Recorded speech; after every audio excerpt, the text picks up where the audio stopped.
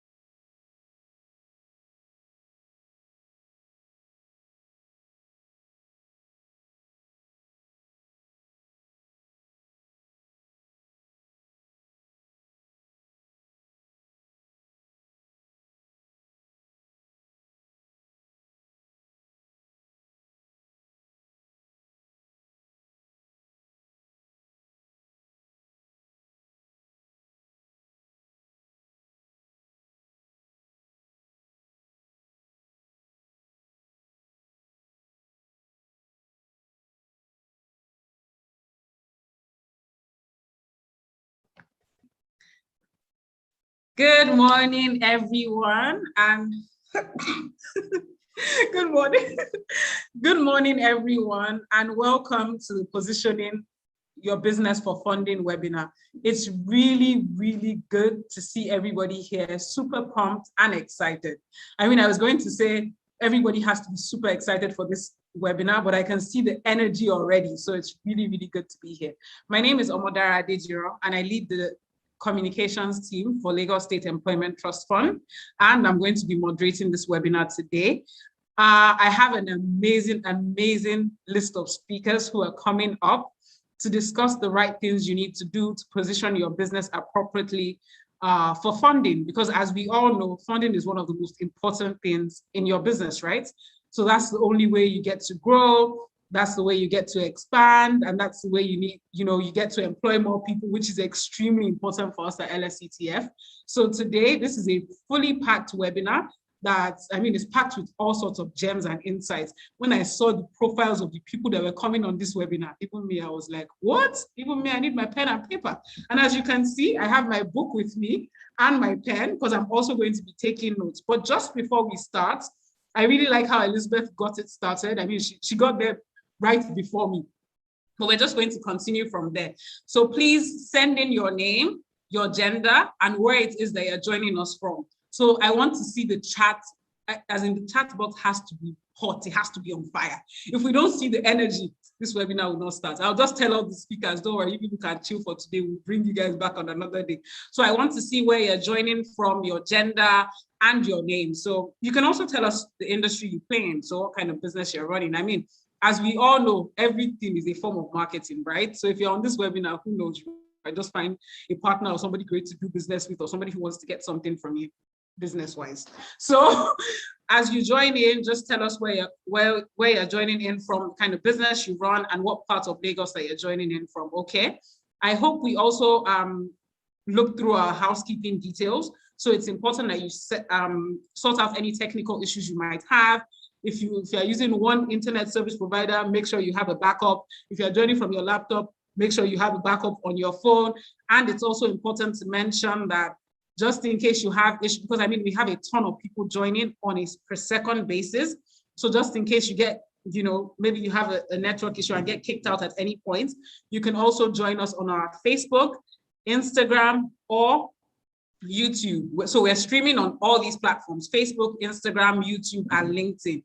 So I love the energy. I see people from Egbeda, from Ikorodu, from Ikpaja, from Agege. Let's keep it going. People in clothing, people in real estate. I even see somebody that's a real estate entrepreneur and also an agripreneur. Oh God. So let's keep it coming. Let's see where you're joining us from. We're really, really excited to host this webinar today. I know that we need to put up access to finance. Everybody will rush. You people have rushed us and we're happy. We can accommodate you. So both on Zoom, remember you can join us on Facebook, on Instagram, on LinkedIn, or on YouTube. So you can join us on any of these platforms. So let's keep seeing where you're calling in from. I see people from Surulere. I see people who run, I see someone who's a farmer. I see a fashion designer, a furniture, accessories person. Amazing stuff. So we have really, really great speakers lined up. Like I said, we'll give you guys like 3 minutes to tidy up on your introductions, and then we'll get started. Make sure you have your pens and paper. Make sure you have your technical issues sorted. And it's also important that you use the hashtag during the session. The hashtag is #PBF webinar and LSETF. So we'll flash that on the screen now. PBF webinar, #PBF webinar, and #LSETF. So let's tidy up on our introductions. I see people from K2.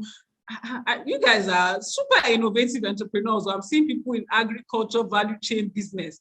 Then you're also in general cleaning and okay, it's moving so fast, I can't keep up. General cleaning and laundry, amazing. I see Inkem Okocha from Mama Money. Welcome, Inkem, amazing from Amuodofi. Let's keep it going, let's keep it coming. I see people from manufacturing and product packaging.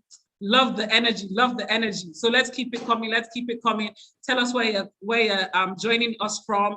Tell us what locations you're joining us from. We have literally 2 minutes to wrap this up before we get started, because the people we are bringing for this webinar today, oh gosh. Did anybody see the flyer? If you saw the flyer, let me see a raised hand, or let me see it in the chat box. The people we're bringing for this webinar. Oh, 8 people, 9 people.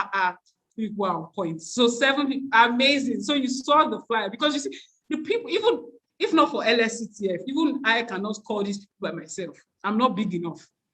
But because I have LSCTF behind me, it was easy for me to say, yeah, please come and speak at our webinar. So those people are that important.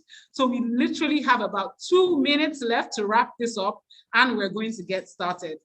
Amazing. I see people calling in from, and I keep saying calling in, but I see people joining in from Aja, from Alimosho, from Agege, from Ojo. Amazing. People in development, business process and automation. Love to see it. I see financial analysts. In fact, if you people agree with me, we can set up a whole company from this webinar alone. So amazing, amazing. Let's keep joining in. Let's keep joining in. Let's keep sharing where we're coming from. We have literally 1 minute left. So let's keep it going. Let's keep it going. Remember, if you at any point mistakenly get kicked out of the session because of network challenges, you can join us on our Facebook channel. You can join us on our YouTube channel. You can join us on our LinkedIn. You can join us on our Instagram as well. We're streaming live on all these platforms. So let's keep it going. Let's keep it going. I see some people are going the extra mile and even putting their websites. Don't worry, I'll send you my bill for advertising. Let's keep it coming. Let's keep it coming. I see people from Alakuko, Ojokoro, Lagos. People, in fact, we even have people pan-Nigeria, people in from Uyo. I see people from Kaduna. Amazing, amazing. Let's keep it going. Let's keep it going. So we are going to start right now. And the very first person that I'm going to introduce, to read the person's profile alone, I'm afraid. But because God is with me, I know all is well. As in looking at this profile, honestly, but I know it's well, I will run through it. So I would first of all introduce someone I would say is such a force in the entrepreneurial ecosystem. The work that she has done is amazing. She's an amazing female leader, and she has done such great work in entrepreneurship, in youth empowerment. In fact, in contributing to Nigeria and Lagos State as a whole. She has done so much work across Nigeria, and it's a huge privilege that we have her here today. So welcome Adenike Adeyemi from Faith Foundation. I will be reading out your profile shortly, but thank you very much for partnering with LSCTF on this webinar, and it's extremely a privilege to have you here. So Adenike Adeyemi has over 19 years development sector experience in non-profit management, enterprise development, education, and youth enablement strategies. I told you people that this, she currently leads Nigeria's foremost business incubator and accelerator organization, Faith Foundation, as the executive director. Since joining the foundation in 2015, she has led her team to launch signature incubator and accelerator programs, expand digital initiatives to scale the organization's reach to 24 states in Nigeria, and reach 180,000 entrepreneurs. Can you beat this? You cannot. Do them if easy. Published 12 research reports on the entrepreneurship ecosystem and 8 books for Nigerian entrepreneurs. Her previous work experiences before joining Faith Foundation include Manager Development and Public Sector Advisory Services, KPMG Nigeria, and Pioneer Coordinator, Nigeria Leadership Initiative. She has a Master's of Public Administration with a specialization in nonprofit management and a Master of Arts in Diplomacy and International Relations from Seton Hall University 2005 and a BA from the University of Ibadan.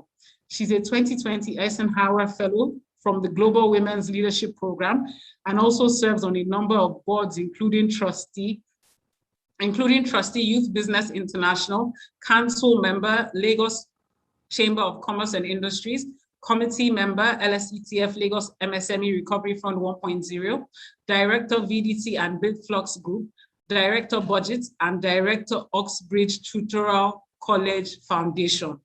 Please, I need to see at least 20 people say we're excited to see Adenike here before I bring her on stage. I have to see at least 20 people say we're excited to see Adenike Adeyemi here before I let her speak. If I don't see the level of excitement, both from if I don't see that energy, I'll not let her speak because it's not easy. 15 years is not a joke. It's not a joke. Okay, great. I see people excited. That's the energy. Okay. Because you people are begged, I'll bring out stage. So welcome, Adenike, and it's really, really good to have you here today. Welcome. Thank you very much, Amada. It's really my pleasure. I hope everybody can hear me. Yes. Fantastic. Thank you very much. First of all, a big thank you to the LSCTF team. I always, for those that know the joke on the side, I'll say LSCTF is my second day job beyond Faith Foundation. But it's really been a pleasure, not just for me as an individual, but for our alumni members and members, a lot of our entrepreneurs within Faith who have and who continue to benefit from the support that Lagos State Employment Trust Fund has done. I think that they've definitely set the benchmark and are the standard in terms of funding and financing and supporting MSME. So I'm delighted to be here. So I can go ahead, right, Amadara? Yes, Fantastic. yes, you can. Yes, so permit me to share my screen, and I have emailed my presentation to the LSCTF team, and they will share it with those who have registered for this webinar. And I have, what is my stop time? Okay. So you have about 30 minutes for this presentation. Okay. So please let me know, give me just voice, let me know 10 minutes to the time. You can just say it. So okay, great.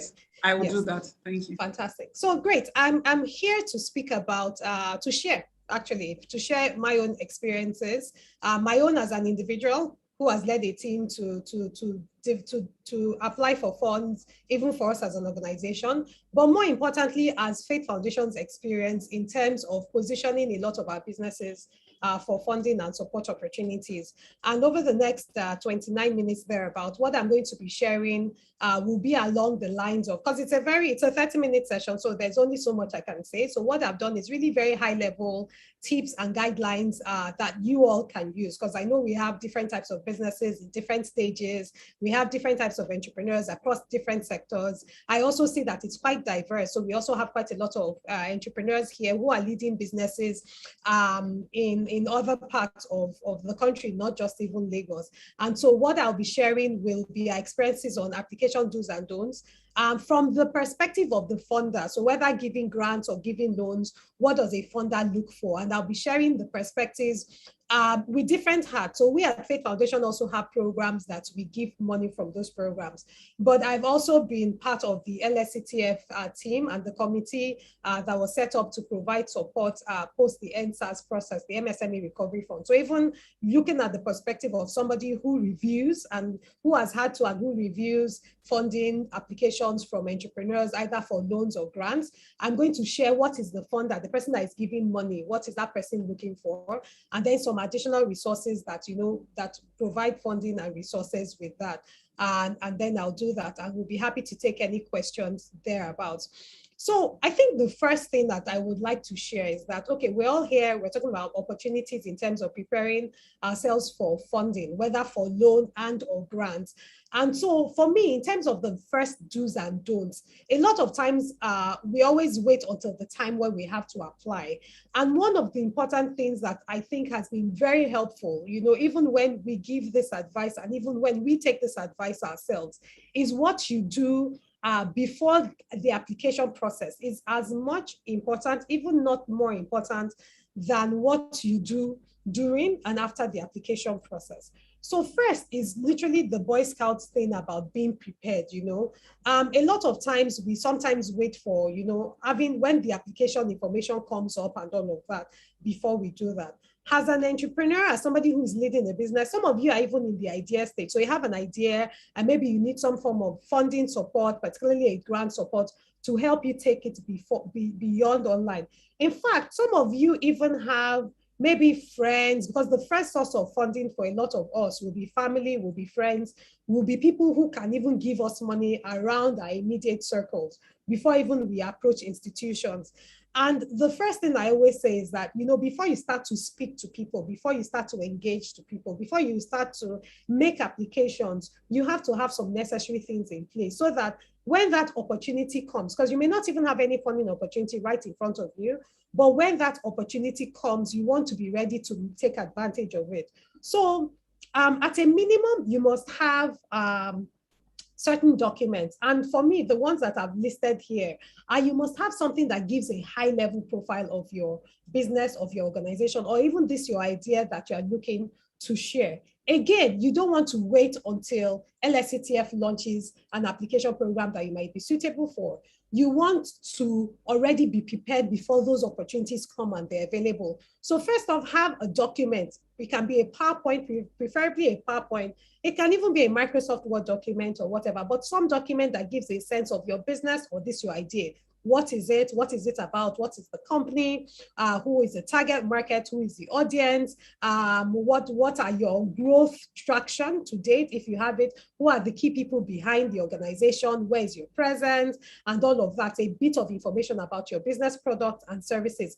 Always have that on hand, because sometimes there's some applications that are not even straightforward. Sometimes you want to apply for a grant, but they don't have an open application process. And they said, okay, send me some profile about your business to let us even know if you're eligible for this. And you want to have that on hand that you can always tweak, and make applicable as required. Then second, but definitely an important document to have is your business plan. And that for me is always something that you should have, because 90% of applications that I've seen, particularly loans, would always ask you for a business plan. Your business plan does not have to be a 40 or 50 page document. It can be a 5 to 10 page document that tells you a high level overview of your company. First of all, you should have an executive summary of about half a page to 1 page. What's the company? What's the business? What is the idea? What is the product and service? Who is the market? What is the size of the market? How does the product and service, how has it defined? The ability to pay and the willingness to pay for their target market and audience. What's the budget projection? What's the budget, startup budget for a new business, or the budget for a mid to long-term budget? What are the financial projections and all of that? So a document that gives a sense of the opportunity, the market, the business operating model itself, and some sort of a projections in that. It can be a 5-page business plan. We have business plan templates on our msme.org platform and all of that. There's so many business plan templates that are available. So please always have a business plan, and don't make the mistake that it is when the application prompt comes up that you're doing that, because again, you're going to have to switch this. Then also have a pitch deck. So a pitch deck is almost like a combination document of your business profile and your business plan, usually done in a PowerPoint version, something that just gives a high level view of this is your company, this is the pitch. It may not be a Word document or as worded as that. And then financial reports, so a budget, your performance for businesses that have been operations, your management reports, if you don't have financial audit statements and all of that. Again, you want to have this document on hand, and you just tweak and adapt them as the funding opportunity becomes available. The second thing before applying is also to know what are the demographic opportunities that play to your advantage. And so an advice we always give is that look at the business, look at yourself as the entrepreneur leading the business, and then also look at your business, right? What sector are you operating in, and what are the opportunities in the sector? A lot of the major sectors now that, are really sectors that a lot of funders are looking for are tech sectors, the agribusiness value chain, the creatives value chain, education, and health in particular. So understand what parts of the value chain, what are your sectors that you play in.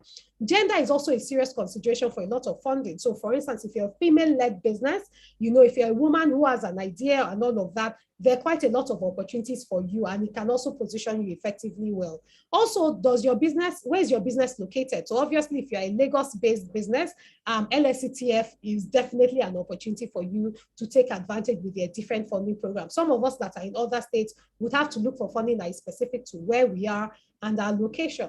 And then perhaps, does your business have a social economic aspect angle to it? So a good example is looking at the SDG goals and seeing which of the SDG goals that are very relevant to your business, to your value chain, to the impact that you're looking at making. Number 3 is that before you apply, you want to have a good sense of the process and timeline process. And this is a mistake that I see. People waiting literally to the last minute to apply, and then you realize that you need a lot of documents, it's going to take you a while to fill and all of that. So once an opportunity becomes available, please Take time to understand what is the process. This form, let me just quickly look at it. How long will it take for me to complete this form? Is it a virtual form? There's something we applied for recently, and we realized that we had to send in the application for that document. It wasn't a grant or it was a project, but we had to print out and send a hard copy document to Ibadan. And that meant that we needed to have completed the proposal like 2 days before the deadline. So it gets there ahead. So understand what the application requirements are, application procedures, the process, the length of it, what information you have, what information don't you have, what the additional information requirements that may take you a bit of time to get. Don't wait until the last day. Once an application looks like it is really along the lines of what you want to do, just take a sense to understand that. And then the additional documentations and references that you required. It may be your CAC certificate, it may be your LASRA identification number, it may be your TIN number, it may be NAFDAC registration number, your tax document, accounts, bank account statement. A lot of banks now have applications where you can download your application. Sometimes I always say have references are available. Have people who particularly if you're applying for loans, ahead of time. It's not when that loan is important. Say, okay, please, I'm looking at loan opportunities or grant opportunities. I want you to be my guarantor and all of that. And always have a draft letter. If you know that you'll be applying for things that will require a letter of recommendations, have a draft letter. Have already the people that you can reach out to, so that when that opportunity comes, you can easily reach out to them and say, okay, this is, I need you to do a recommendation. This is sort of a draft that you can use. This is the timeline. You can also notify them ahead of time, because sometimes the application may be easy to complete, but what takes a while for you is all the other application, sort of like the document requirements that you need to submit in addition to that, and may also take time for you to do it. So again, understand and have available all the documents that you need before the application, and then so that you can put that down. Now, for me, this is honestly the most important thing. For whoever you're applying to, whether for loan, whether for a grant, it is important for you to know what is the way the funder is looking at. One of the great things I think for entrepreneurs nowadays is that there is actually much more funding available. When we started at Fate, there's very little limited funding. Now there's a lot. I know some people say, okay, there's still access to funding challenges, but there's more than has ever been available in the period of time. In fact, in the last 1 to 2 years, I've seen almost double the number of grants and loan availability for MSMEs, more than we saw in 2019 before COVID. So it is important to understand all these fundings that are available. What is the perspective of the person that is given the fund? Either the individuals, the institutions, or the organization, what is important to them? So first of all is that you have to understand what is the goal and the priority and the objective of that organization. And a lot of times, one of the advice I always give is that look beyond the fund application. Understand this organization. If you're applying to LSCTF, what is important to LSCTF? LSCTF, for instance, they are very key around job creation. And so if you're applying for a grant or a loan, they want to see how you have created jobs or how you will use that money to create jobs. So it's very important for you to understand what the goals, the overall goals and objective of the organization or the institution giving the funding, and also of that funding program. Because if you can't align yourself with that, you will make yourself ineligible for that. Who are their target audience? Who are their recipients? Because sometimes you may not even decide to apply because you're not in their target catchment group. You're not, for instance, maybe if they're looking for young people, you're over 35, or they're looking for more mature people, you're younger than their age. So you have to understand that. You have to understand their impact stories. The other thing that I've called here is showcase. And what I do mean by that is that if somebody looks at your application, can they tell the story of how funding your business, right, or something you want to fund will be able to showcase the impact of their project? A lot of people that are providing SME funds nowadays, whether grants or loans, want to be able to tell the story of how funding that organization helps to further their cause. So even looking at you and looking at your application, they have to be able to understand how they can make a case and also be able to tell the story of your business and of funding you, even as the entrepreneur. So how is the story of your organization in alignment with the impact that they're trying to make? if you're applying for a loan, by all means, it is very important that you have to be a registered business. I think in most cases, if not all cases. Now, there's some flexibility in some cases. And I know, for instance, the LSCTF, let me not jump to assume. I think they have some certain criteria where you don't necessarily have to be CAC registered and all of that. There are some larger Nigerian government funds, some of the COVID intervention funds, for instance, from last year, where you needed to be, even if you're not CAC registered, you needed to register with SMIDAN. So make sure you know the registration requirements and you have that available, because for them, they want to know, okay, how do I identify that this is an entity, right? Make sure you have all the eligibility requirements if you're applying for a loan. One of the things that I would advise you to do is to do your credit score as an individual and also as a business, for instance, go to CRC. So there are quite a lot of credit scoring agencies now available. So go to CRC, and I'll put that link on board. I think CRC has some sort of like a free credit score. Check out your credit score, because quite a lot of the organizations, if not all, also look at your credit score level and eligibility. When you're applying for loans, make sure you don't overestimate or underestimate your income and your expense, because at the end of the day, they want to look at your ability to be able to repay the loan in which you are applying for and with which you are looking to apply for. So those are a lot of the considerations when people are putting together a loan around. For a grant, again, is they want to still look at your eligibility, but they want to see how that grant will make socioeconomic impact. Loans do that, but more importantly for grants, because sometimes grants are on the basis that this is an additional support to help boost the capability of this entrepreneur or their business to be able to take advantage of growth opportunities. And so from the funder's perspective, when they are looking at your application, they're looking at, can this business, first of all, this grant and even this loan, will it help to increase that business's capability to remain in business beyond the foreseeable in future? This loan and grant support will look at helping this business to retain their jobs and to create additional jobs. This loan and or grant, will it help this business to increase and grow their revenues and also even be eligible for additional support as is required? The more you're able to make that case to the funder, the more eligible that they will take advantage, the more eligible you'll be to apply for that. The last thing in terms of the funder's perspective is the way they also look at you as an organization and institution. So for instance, what is your corporate governance structure like? You're never too small, even if you don't have a board of directors, you're never too small, again, to have like a board of advisors and all of that.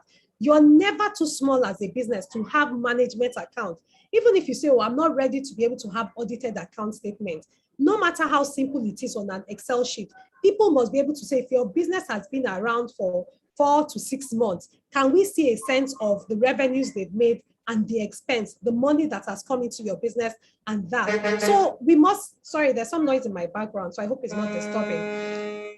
But the more you're able to show that you are financially diligent, you're financially responsible, and you report on your finance, and you can show the evidence of your financial traction, the more that the funder sees you as being a responsible person and somebody that they can make those funds available for. The other thing that I've also seen for a lot of people that give funds or grants for SMEs is that they want to see the eligibility for pipeline funding. So when somebody has given you a grant before, they're saying that maybe so they give you a grant of 100,000 naira, and then they now have a grant program of 500,000 naira later on.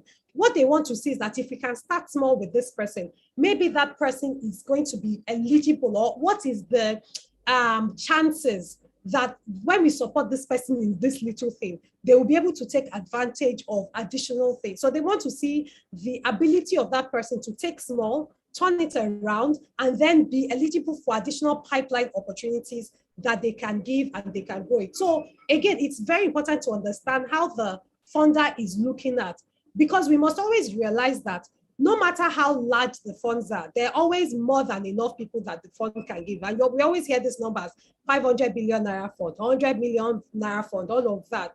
No matter that, think that there are over 42 million SMEs in Nigeria, MSMEs across Nigeria. Lagos probably takes about, a quarter of that. And so if you're applying for a pool of funds, there are already very limited funds that can go around. And no matter how upset you are and think that, oh, okay, maybe there's preferential treatment given to people, remember that you want to put yourself in the best position to make yourself eligible for the funds as best as possible. The next thing to think about is, okay, as I'm now applying, what are the things that I need to think about?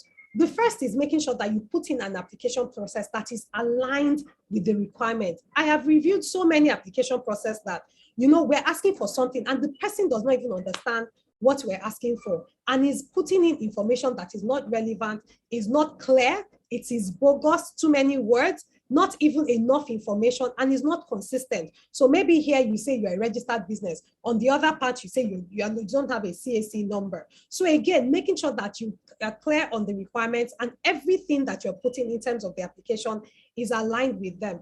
The second thing is what's your unique selling position, your proposition, which is, or position rather, which is your USP. How are you putting and making the case in your grant or in the application process that shows that you are aligned with the funder's priority? Is the funder is saying that we're looking to support businesses that are creating jobs in the agribusiness value chain? How is your application ensuring that you are making your presentation and you've articulated your application in such a way that that is? The other thing I've put here is theory of change, which for a lot of organizations that give grants, particularly to MSMEs in the social impact way, they want to see that these grants will create the kind of change and the growth they need. A word of caution is don't promise what your business cannot deliver. Don't say you create 20 jobs when you get that grant if you know you cannot create it. So never lie. But more importantly, show how that fund will create and accelerate growth in your business, stability in your business, maybe will not even allow your business to die, and also will align with their own growth. The other thing that is always important is that show traction that you've made to date. I know that for a lot of application processes we review, and even for LSCTF, if you've taken loan from LSCTF before, they want to see what you've done with it, and that shows and gives you more eligibility. So if you're making applications, you may want to even refer to fundings you've gone before. If you're making applications for loan, in that application, make a case for how you've taken previous loans, you've paid back, and what impact it has, if any, on that. So you being able to show your traction, your growth is very important. Also, it's also important for you to show how you will use that money, what you will use it for, how you will spend it. As much detail as possible, please provide. And that's why it's important to put in as much time. If they give you a template to use, make sure you understand how to use that template and make sure you fill it in as promptly and as accurately as you can. And then before you submit, make sure you have a checklist. I see a lot of uncompleted submissions. They will ask for a lot of documentations you cannot provide, and you've not even provided information on why you cannot provide it. Again, remember that the pot is very small. So the more you can provide all the completed documents and the more you can provide actual information, the more you put yourself in alignment for that. Last but not the least is also find somebody else, that can review your application before you. You are the owner of the business, you're an entrepreneur, you're very busy. Sometimes you put in a lot of time trying to prepare for an application. And then, if we don't have somebody else to look at it, we don't realize some of the mistakes that we've also made. So have somebody else that maybe even preferably has gone through that application process before, understands the requirements, has been successful or even unsuccessful, and can provide a feedback to you on how you can improve your application, how you can make it stronger, the gaps that are in your application that you can work out for, and how you can take advantage of that. Then after you've submitted your application, if you've put in links in your application, make sure they are working. There's nothing as discouraging as if you put in your website is down and you are putting as the website for that, or you put in an email address or a phone number and they can't reach the email address or the phone number when they need to call or verify. So whatever contact information that you put, make sure it's working so that if they need to do follow-up check, it's there. Don't put a recommendation or referral for somebody as your reference and that person does not know. So even if you had told somebody before that, oh, I'll put you before as a reference, and you forgot to tell them, let them know. And let them also know, send them the application so they know what it's about. And if somebody is calling for referral or recommendation and they need to clarify it, you know, it's there because there's an assurance that people want. When you are, when you get an application, when you get approved for an application or you get rejected, please, please, and please ask why. And for both, sometimes we're so excited and happy about when we get approved that we don't even, when the opportunities are placed before us, we don't even ask why. Please, if you can, ask them why. What was, it's not being arrogant. It is just knowing so that you can continue to position yourself. So what were the strengths of my application that made me eligible? And particularly if you have somebody that, you know, you are in touch with that is providing that feedback. What were the things that did not make me eligible? Sometimes we get upset and we don't learn from the process. You know, there's sometimes we get rejected because we didn't put in our best foot forward or because there were more applications that were relevant. But just know so that you can use that to learn. So why was I given? Why was I rejected? For those that were eligible and those that were approved, what was the reason why? What did you like about my business plan? What did you not like? What information did you feel I didn't provide? Please get that information and that feedback and then use it as an advantage for that. Some of us apply for grants through forums. So you're a member of a trade group. You're a member of a trade group of a, sorry, there's somebody's microphone on, so it's bouncing back.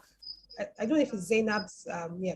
So you're a member of a trade group, a business management organization, and then we apply in groups. So if you apply because of an affiliation with an organization or an entity, also use that to get some feedback on why it works or why didn't it work, you know? And then when you get approved for something, sometimes we'll get approved for a funding, and that is the last contact we'll get with the organization. I think that it's important to proactively share information. Oh, this is what your funding has made me do. This is what your funding did for my business. This is what it did for my employees. It made me be able to pay my salary. Even ask one of your employees to share their experience. So make sure you share the impact, what the support that fund has helped you to do. Again, like I tell you, a lot of funders like stories. And if you're able to, and factual stories or not lies, if you're able to show them and share stories with them, I can bet you that they would even reach out to you proactively when another funding opportunity comes. Now, if you get approved for funding and there's something that has changed about your organization structure, about maybe the product, the service, anything that has changed that will impact the use of the fund, impact the application, even something like COVID, anything negative or positive that will change the way you said you would use the fund. If anything happens, please proactively follow up with the funder so that they know and they inform them. Even if it's an adverse situation, you know, that you didn't expect or you didn't know, it's better that you're the one that tells them that they should find out. So for instance, you applied for a loan and you can't pay back in terms of the terms. Proactively inform, proactively engage. It will be a note on your record that you at least reached out to them to say, this is something that has changed in my business, in my structure, in the market outlook, regulatory implication impact, and it may affect my ability to repay this loan. And so that they're not caught unawares and you can have some sort of conversation with them. And then last but not the least, I was also asked to share some resources that are available. And I just quickly put together like a laundry list of information that a lot of you can look at. Obviously, lsctf.ng, msmu.org, MSME Africa, a lot of those are organizations that provide funding opportunities on a daily basis for entrepreneurs. I would also encourage you to join groups. So for instance, some of you who are in the agribusiness space, I know the SBN network, the Scaling Up Nutrition Business in Nigeria network, Nourishing Africa, they always have funding information and resources and opportunities across other organizations for people in the agribusiness space. I'm sure there are a lot of other sectors that you find those kind of information. I know for sure that being a member of associations and business management organizations is also very helpful to be able to know funding opportunities and to be eligible. I know, for instance, there's some funding programs that, came up in the last 2 years. And if you are a member of a BMO, a trade group, an association, or even organizations like Faith Foundation, you will be eligible for that because they already feel that you've met a certain criteria around knowledge, around training, around information, or even SMIDAN. I should have put SMIDAN on this list. So be part of, join organizations that improve your eligibility requirements. Also, some fundings are given through organizations like Faith Foundation, EDC, Tony Elumelu Foundation, and they are part of larger programs. So they are not just funding separately, but they're given at the end of training and support programs. So also look out and see if any of these organizations have programs that have funding attached to them, whether grants, whether loan, whether a mix of those, what the eligibility required, what the milestones are required, and then being part of them. There are quite a number of financial institutions, particularly microfinance banks, and even banks that have very dedicated SME ones. I know, for instance, Axion gives a lot of financing for education businesses. NERSAL is the microfinance bank that has been giving a lot of the CBN targeted funding for MSMEs. Access Bank, I know, had like a W initiative and women's funding programs. So again, look at this. And then even the development finance institutions, BOI, they do a lot of equipment financing, loans, and they even had at some point some special programs for young people, like the youth entrepreneurship program and graduate entrepreneurship fund that they give. So again, take advantage of those opportunities that are available. I have done a rushed presentation, and I think I'm just within 30 minutes in terms of what funders look for, opportunities, how can you increase your chances, how do you better prepare, what do you do after, and then also resources that are available. And I will be happy to answer any questions as they can. Thank you very much, and over to your moderator. Okay, thank you very, very much, Adenike. That was an amazing presentation. Honestly, I kept thinking about it and I was like, wow, this is way more than what we expected. It was so insightful, and I like how you took people through, it was almost, you practically took us on a journey, right? So right from, before you get started to what you have. And I really like all the preparatory work you talked us through, because it helps people to realize that it's not when you see the funding opportunities that you start to scramble for all the documents you require. So I knew that when I saw that 15 years there was not a joke. I knew it. But so we're so grateful for everything that you've shared, all the resources, all the requirements, because it really shows that with a lot of these things, I mean, it's the eligibility criteria or requirements are things that are not, you see similarities in a lot of them. And this preparation that you help people to do are things that they will always find useful. And that's why we said, you have to come to this session with a pen and paper, because this is way more than what we even bargained for in terms of the resources, in terms of the insights. I liked how you shared, experiences from different reviews that you have done and all the different things that people need to put together. It has been extremely, extremely insightful. Thank you very much, Adenike. So I would ask that we please use the Q&A box. I can see that we already have a ton of questions in the Q&A box, but let's please use the Q&A box for our questions and not the chat, because we have so many things coming into the chat that it's so easy to miss them. So please use the Q&A box for all your questions. And we will also be taking questions at the end. So I hope, Adenike, I hope that won't be a problem, but okay, thank you very much. So we'll be taking all the questions at the end. So right before we go on, I see all the thank you, ma. Yes, even me, I'm thanking Adenike, it was amazing.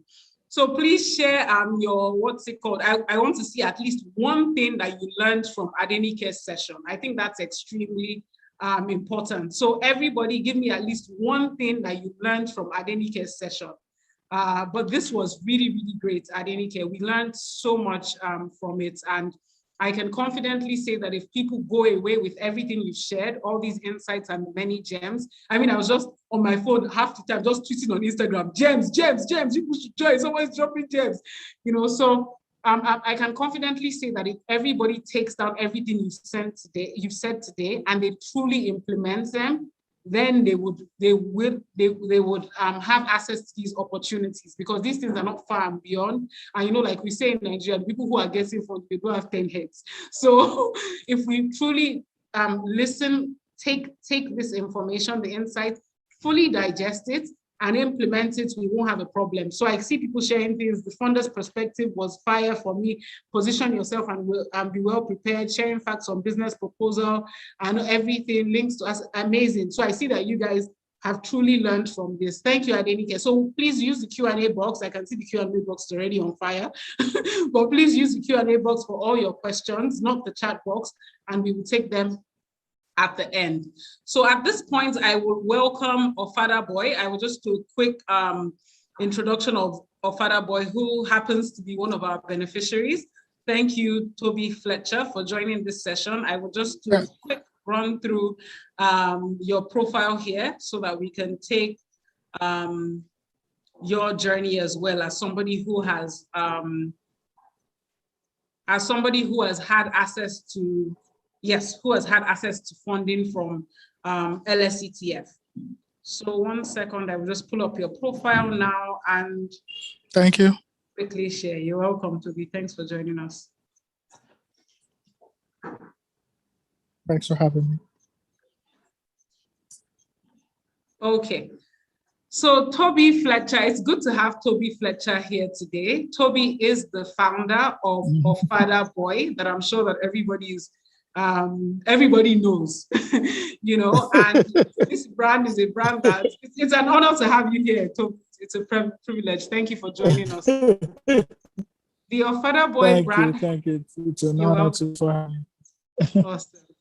The Ofada Boy brand has been established over 10 years ago, and Toby is a seasoned business administrator. He's the head chef of the company and an indigene of Ogun State, a place where is popular and known for the production of Ofada rice. And the interesting thing about Toby is that his great-grandfather is actually the first farmer to plant the famous Ofada rice. So it's safe to say that he has the Ofada blood running in him. So he has it running in him. So his creativity and innovative capacity has won him several industry and state awards, including Ogun State Youth Award, Best Finger Foods Outfit in the just concluded Event Industry Awards. He's also the first brand in the world to produce 3 different variants of palm wine as well. He's the convener of Ofada Rice Day Festival, which is an event that has hosted over 2,000 Nigerians. And he is also something he created to promote our cultural heritage and also show the power of Africa to the world. Toby is sitting here today confidently as a job creator in the food industry. Somebody who has run a business that has expanded far and wide, and who also happens to be a key player in the food industry and also a job creator by empowering everybody from this business that he, even though met at home, as Yoruba people will say, he has also been able to be extremely creative and innovative with his outfits. So welcome again, Toby. It's really good to have you here. And we look forward to learning from your journey and, basically the impact that Thank you very much. has had on your business and on your growth. So I will give you a few minutes to share your journey, and then I will ask you a couple of questions that I believe will also be useful for the audience. Okay. Hello, everybody. I hope I'm audible enough. Yes, we can hear you. My name is Toby Fletcher. I'm the founder of Ofada Boy. Ofada Boy started 12 years ago, thereabout.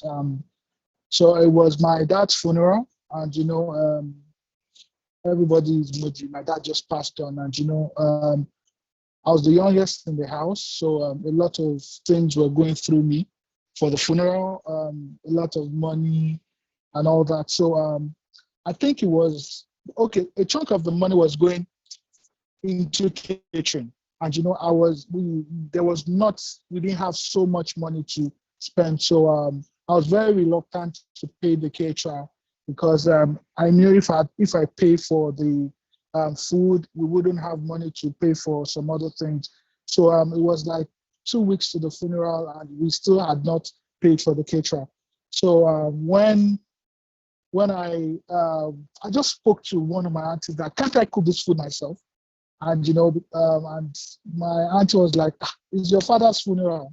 Anything, anything you cook, if they say they don't like it, if anybody complains and says who made the food, just point that is the deceased son. No? He's the one that set you guys up." And she just gave me the go ahead, and she told me to write the food, what I would be looking at preparing.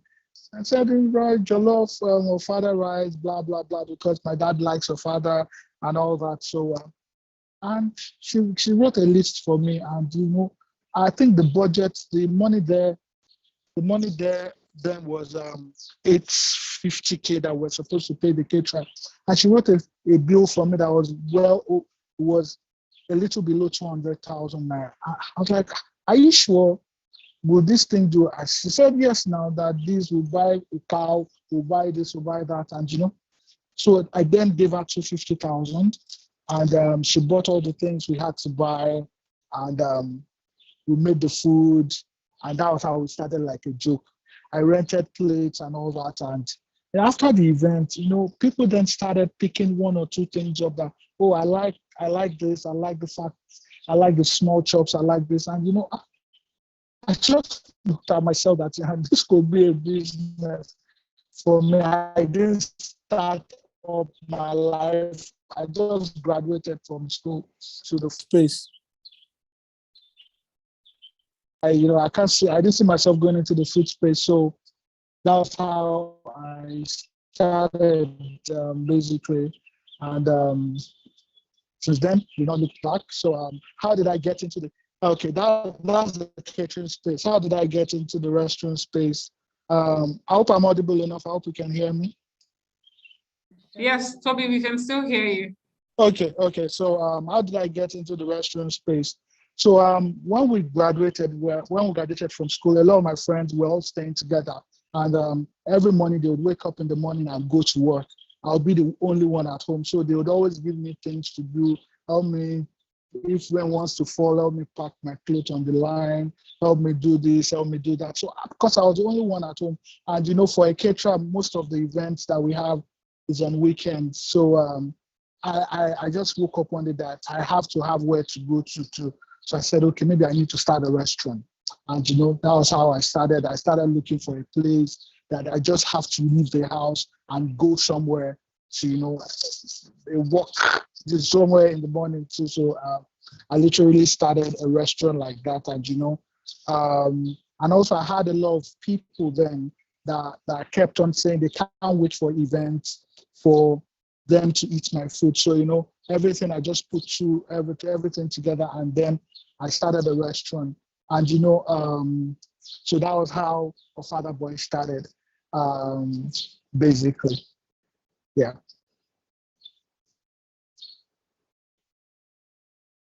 Hello. Okay, Toby, awesome. And Yes, thank you for sharing that. Amazing. So if you Okay. can quickly share with us what the steps you took, because listening to Adenike, everything Adenike shared, the insights and everything, and you being someone who used to be an applicant, and who also is an LSCTF beneficiary, it will be insightful to know how you put some of these things in place and the kind of steps that you took, to qualify for the LSCTF loan, both from the perspective of what you did when you were going to apply for it, and also the things that you feel like you put in place before the opportunity even came. I think that would be very helpful for people to also know about. Toby, did you hear me?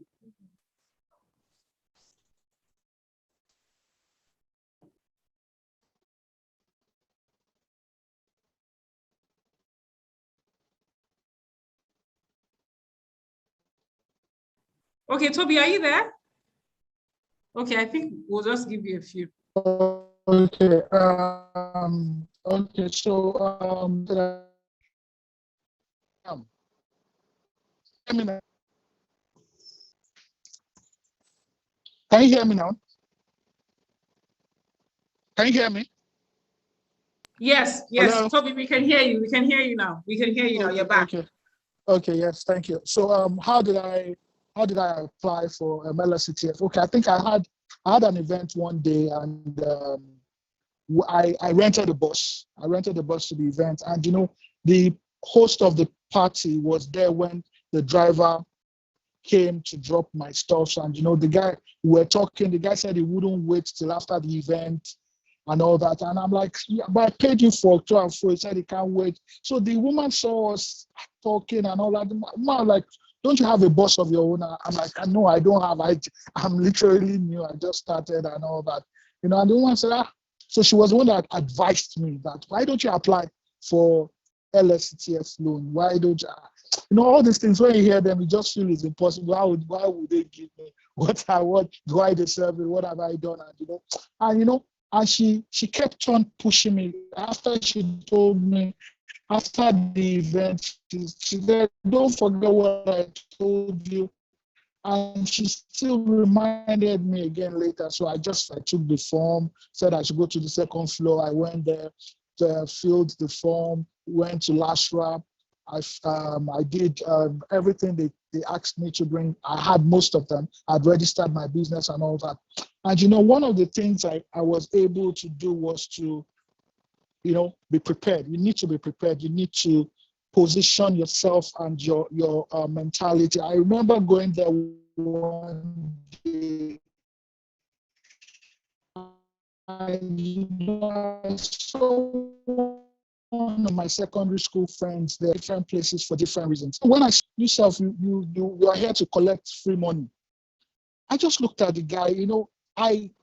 When I said I don't understand. I said, it's Lagos State. Lagos State is sharing money now, so he's just going to collect his own and he's going. And I'm like, is that why you're here? Do you think the money is meant for you to just lavish? So I just had to cut myself off from the guy, because sometimes you don't engage yourself in some conversations. It can derail you. So I just had to cut myself off from the guy, and Do you want to consider, sorry to cut you, do you want to consider putting off your video just so the audio will improve? Okay. Toby, if you can hear me, you might want to consider putting off your video so that the audio will improve.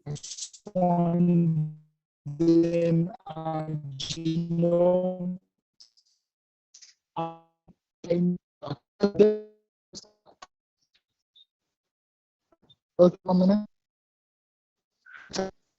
Better. Is it hear me now? Can you hear?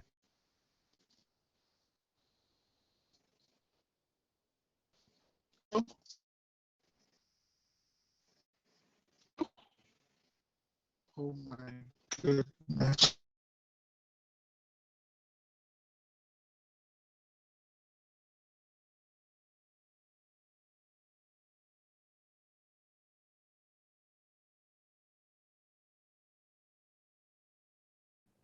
Toby, do you want to consider putting off your video? Okay, I think I can't even find him. I think he's off. Toby, are you there? Not sure he is. Okay. Toby, are you there? Okay, I don't think Toby is here. I think we lost him for a bit. Okay, he's back. So Toby, you might want to consider putting off your video so that we can hear your audio clearly. So you might want to consider putting off your video if you can hear me now. Okay, can you hear me now? Awesome, I can hear you now. So we'll just wrap up the last bit of what you were saying, and we'll take a few questions. Yes. So we'll just wrap up the last bit of what take a few questions, yes. Okay, I think I lost you again. You need. Okay. I'm here. Can you hear me? Yes, I can hear you. It's dragging a bit, but I can hear you. Sorry about that. Sorry about that. It's okay. The network. So basically, that was how, when I got the funding, I had a plan. You need to have a plan of what you want to do, because when you have so much money with you might lose it as a young man. Am I lost again? No, Toby, I can hear you. Toby, we can hear you. You can go on, please.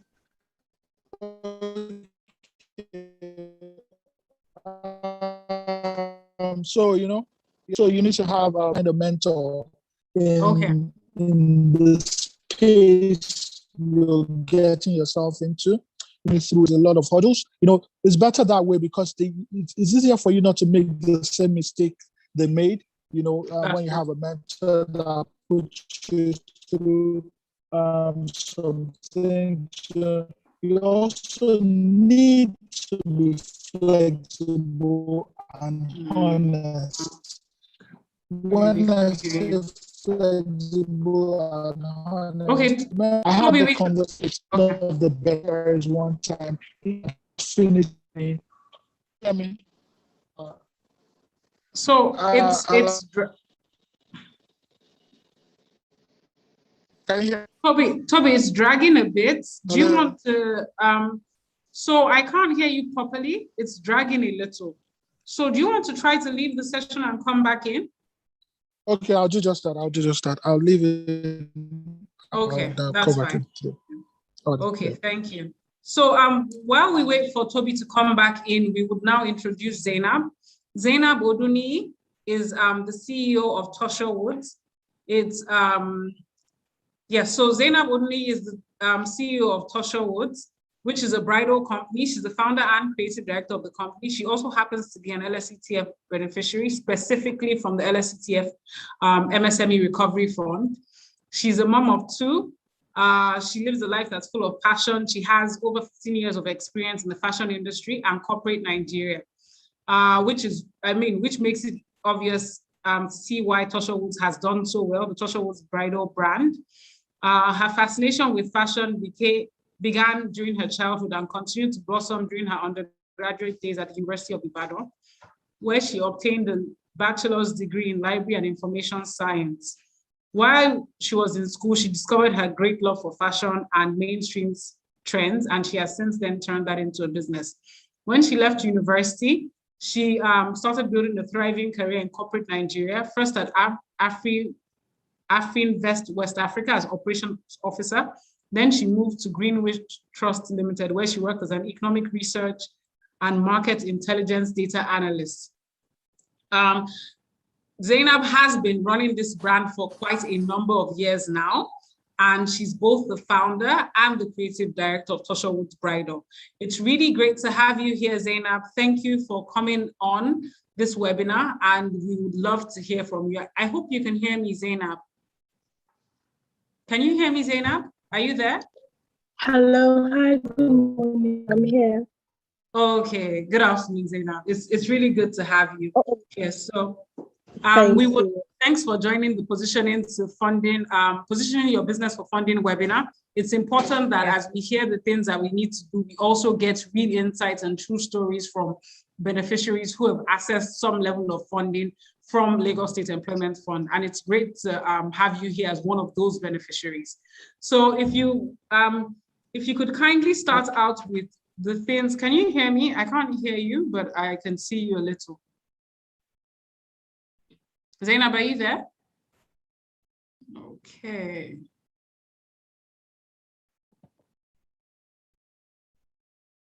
Welcome, Zainab. Are you there? We can't hear you clearly, and we can't really see you either. But even if your video isn't available, it would be good to hear you.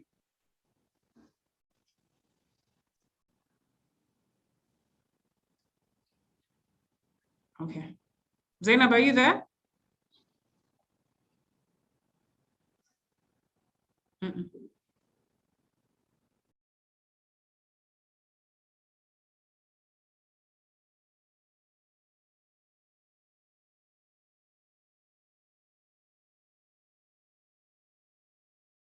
Okay, so Zainab, are you there? Okay, I think she left for a bit. Okay, Great. So while we wait for Zainab, please, I can see, and Adenike, thank you so much. I see that you're already answering some of the questions in the Q&A. So please, let's continue to send our questions to the Q&A. I saw a couple in the chat box. It's important that we move these questions to the Q&A so that we can see each of them as they come in. So that's extremely important. Please, if you've also joined in from the beginning, Adenike has shared amazing insights. Kindly go to Instagram, Facebook, or LinkedIn and share what you've learned from this session using the hashtag PBF webinar and LSCTF. You can tag Faith Foundation, which is at Faith Foundation, FATE and FOUNDATION and LSCTF in your post. So please tag LSCTF and Faith Foundation in your post and share the different insights that you've gotten from this webinar, what you learned so far, what you're going to do. Please share that. Welcome back, Zainab. It's great to have you here. Thank you. Awesome. So I can see you now. Amazing, amazing. So thanks for being here. So can you give us a brief background of your company, Tosha Woods, and also the things that ensure that your business was, because I mean the MSME Recovery Fund is one of our really great projects that we've done recently, and we know all the things that the entrepreneurs went through in that very difficult and unfortunate time.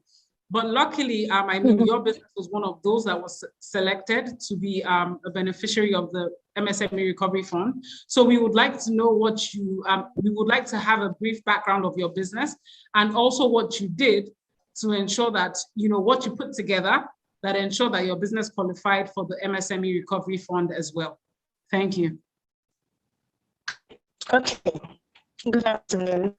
So, yes, we did meet under very difficult circumstances, and I learned about the recovery from almost everybody. Like I was tagged from all left and center. So I started. I looked into the requirements. I did have a lot of things that were requested.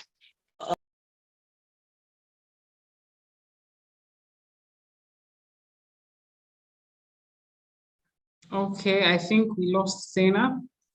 So while we wait for Zainab to come back, please go ahead and continue sharing your questions in the Q&A box. And don't forget to share your testimonials and your learnings from the session on Instagram, Facebook, and LinkedIn. Use the hashtag PBF webinar, hashtag PBF webinar, hashtag LSCTF, and remember to tag Faith Foundation and tag LSCTF on the post that you share. Thank you. Welcome back, Zainab. We're with you. You can go on, please. You can go ahead, please. Okay, so one of the most important things, I won't take it from the point of credentials. I won't do that. I'll just sort of tell a story. Okay, that's fine. We love stories. Because that process was quite simple for me and very seamless. Generally, before then, I'd never applied for a grant. It's not something, not because we don't all need money, but I feel like so much procedure and then you're so busy doing so many things. And when you see that list, I'm like, I'm not doing this. So for me at that time, I looked at all the requirements. They were simple. And I'll say it from a point of honesty. Can we all try to be honest in our dealings, in our business? Like, I felt it was quite simple. I'm sorry to say, or I don't know. I hope no one is offended by it. Everything that was asked, I just sent it in. You asked for my bank statement. You asked for my income. You asked for a lot of things. So it was there on paper. It was black and white, really. There was nothing inflated. You asked for. There was nothing deflated. You could see a trend. We had presence. Real people had worn our clothes. Real people were, really commenting here and there. In fact, it got to a point that it felt like even if I sent any documentation, I would have gotten the grant with the number of people tagging me here and there. So I would just say that, sorry, I'm recovering from some illness, but yeah. I'll say that from time to time, can we just try and leave paper trail? Can we try and ensure that we leave, no matter how, no one is perfect. We are all erring. Well, I'm erring in documentation from here to there, and not everything is perfectly done. But can we all ensure that we leave paper trail? Can we walk through our banks? Can we try to avoid cash transactions? Just to build up enough information about yourself. We are all working. A lot of people are working hard. You are paying your salaries. You are doing all of those things, but you are not working from a point of black and white, really. So it becomes very difficult to access your information at the time you need it. At the time I needed that information, I was completely distraught.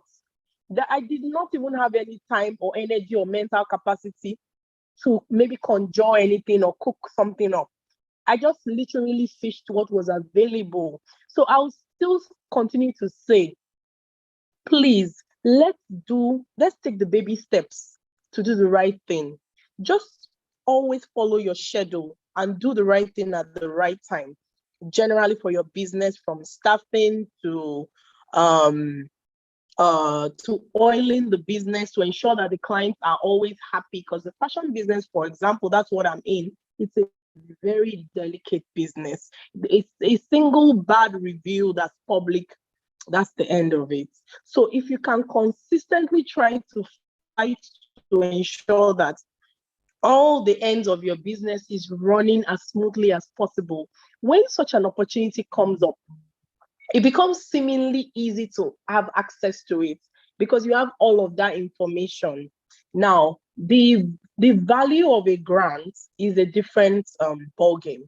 And I've learned a lot today from the session, the very first session by Mrs. Adenike. Fantastic. I learned so much about, what people think of before they then avail funds to you.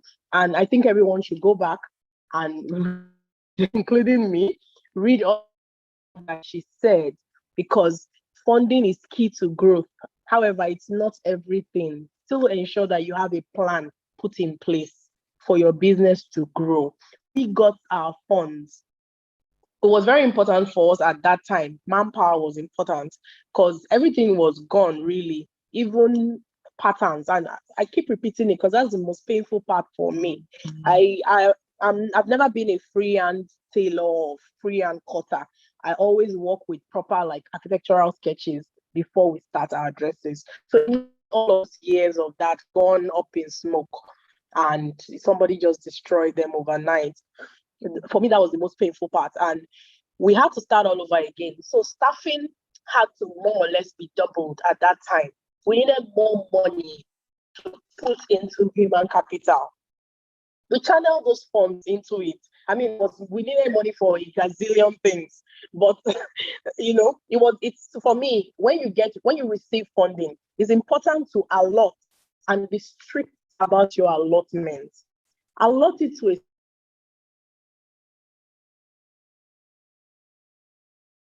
money is not going to go to something other than that which you provide for, or that which I had assigned it for. Otherwise, you are going to run into problems. So at that time, for us, it was staffing, and we needed to hire more people initially and much more experienced hands, because now Zainab, the creative director, did not have the strength to be all in all that time. And even if I wanted to, so much more needed to be cared for. So I needed more experienced hands. Obviously, they needed to be better paid. We needed to bring up new patterns. We needed to engage a pattern maker. I couldn't do all of that by myself again. We needed a team. So it was that team. We needed consultants. We were starting all over again, literally, in the middle of a functional year for us at that time. So there was so much. We allotted that money to staff and started. We shared our vision with them. We want you to grow into entrepreneurs. To me, I thought it was a fantastic package, but guess what? It failed. They were not supportive. They did not want to better themselves, to get the necessary skill. They wanted it to be dished out to them on a platter of gold, but that wouldn't fly. So again, we went through a different route, which was employing really experienced hands. The people on ground were not going with the vision, and they left. But you know what? We were firm about it that, this fund is going to, no matter even if it's only 2 months, it can help us. We are going to get through this crisis. And gradually we did. We also employed like an HR management service to also guide us through the process, which has been ongoing. It's helpful to get to different points of understanding the business and then regrouping HR generally, being able to be in the capacity to groom our own set of workers that work the way we want the job to be. So for me, it has human capital, and that's a major part of the business, as much as the glitz and the glam and getting the fact, all of that was a different ballgame. But for us and the funding, we were able to secure our HR, because without the money, nobody's going to work for you. Thank you, So, Zainab. yeah, that's it. Yes, thank you, Zainab. That has been so insightful. I mean, you've pretty much run through all the things I would have asked you about. You've touched on what your experience was at that particular time. You've touched on your industry, and I really like that you spoke about the impact of your business, because the impact rather that the grant had on your business. I really like that you spoke about that, because I mean, if you remember in Adenike's slides, one of the things she was talking about is how, it's so important that you're able to show the impact of what the funds would do on the business. So for example, looking at an LSCTF, job creation is extremely important for us, because that's our core mandate, where we're set up to increase employment opportunities in Lagos State, So you being able to talk through how that grant directly allowed you to impact other lives and bring on more resources in terms of both your staff, human resources, and other things that you were able to do with the funds, really, shed light on how critical it was and the role it played in your business. And that was pretty insightful. We've lost Zainab for a bit now, but it's fine.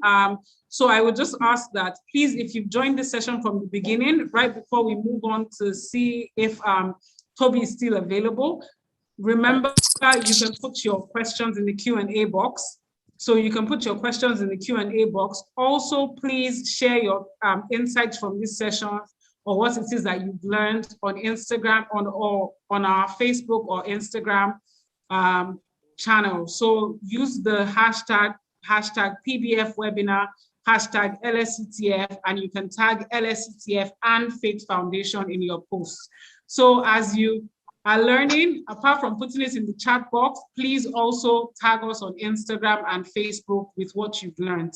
So welcome back, Zainab. I was just saying that your brief presentation has really run us through everything we would like to know, because I'm happy that you reiterated what Adenike was saying, from having had experience dealing with entrepreneurs and reviewing numerous applications.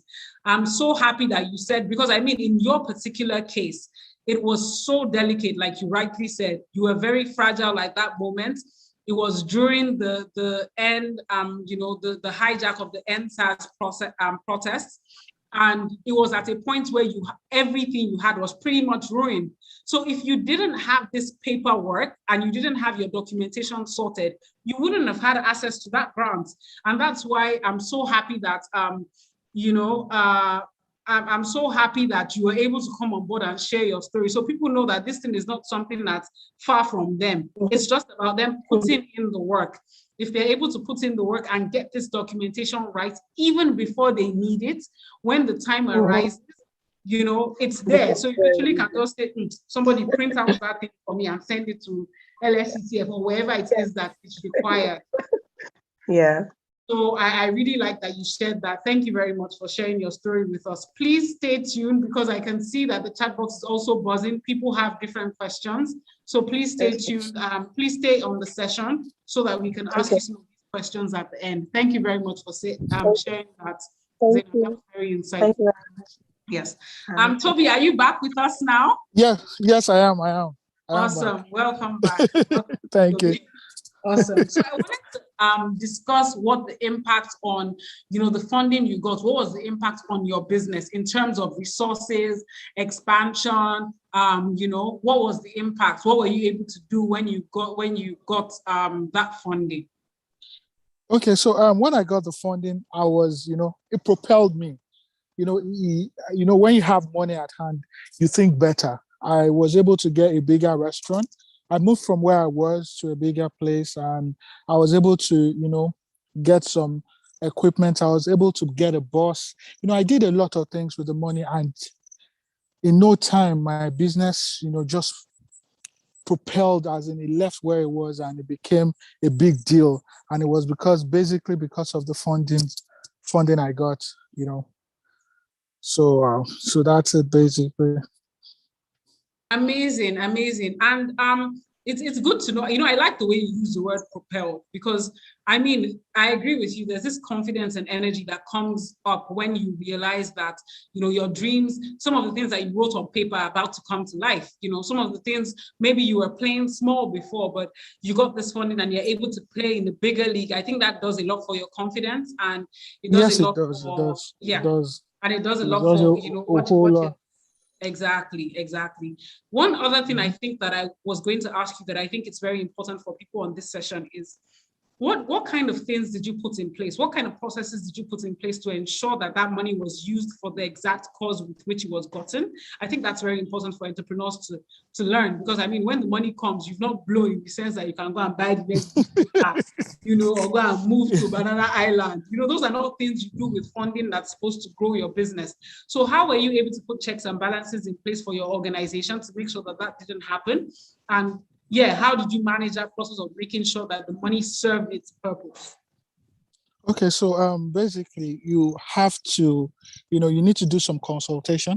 My wife is an accountant, so she handled most of those, most of the finances and most of the executions.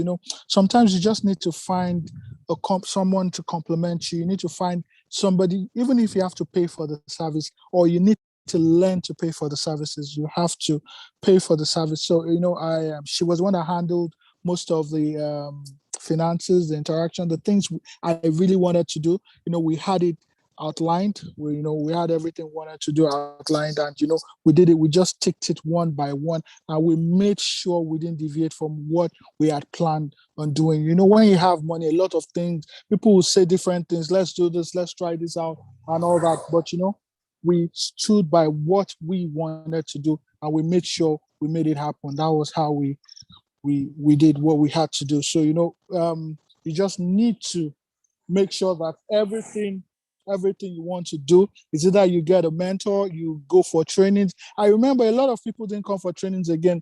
The moment they got the money, they felt they were good, that they were good to go. But I still made sure I came for almost all the trainings after the funding, because those are the things that would literally guide you to make you can't know it all. That would guide you and make you see things better. And those were the things I did. And thank God for today, for how far we've come. Yes, and thank you for your discipline and resilience to getting this one.